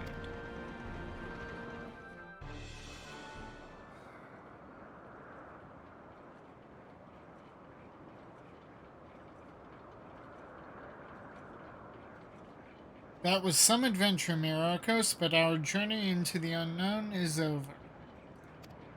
Boo. It was just getting good. For the now. Okay, do we do anything more with him, or is this it? When the sky split out some new mystery, you can bet that I'm coming to find you. After all, there ain't nobody else who handles the unexpected quite like you. High adventure and the heady rush of danger. Surely in this life there is no greater reward.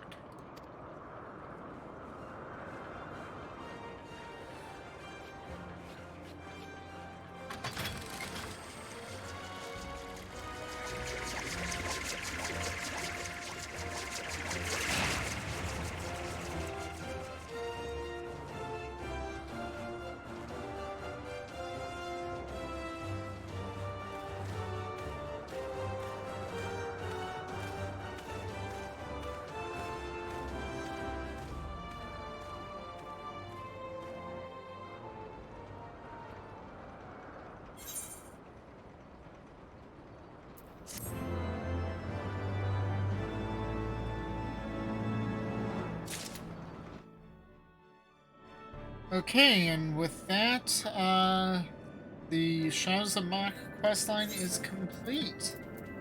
Or should be. Yeah.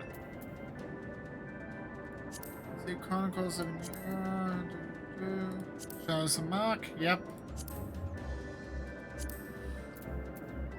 So, next up will be to do Hildebrand, get that squared away, and then after that, little sojourn, it'll be moving on with the pre-patch content for the next expansion. So if you liked what you saw at any point, like, share, and subscribe. If you're watching this on YouTube, click the link for Twitch to go give me a follow on Twitch and hit the notification bells in both places so you know when I go live, because it's always better live. And with that, I shall see you anon, friends.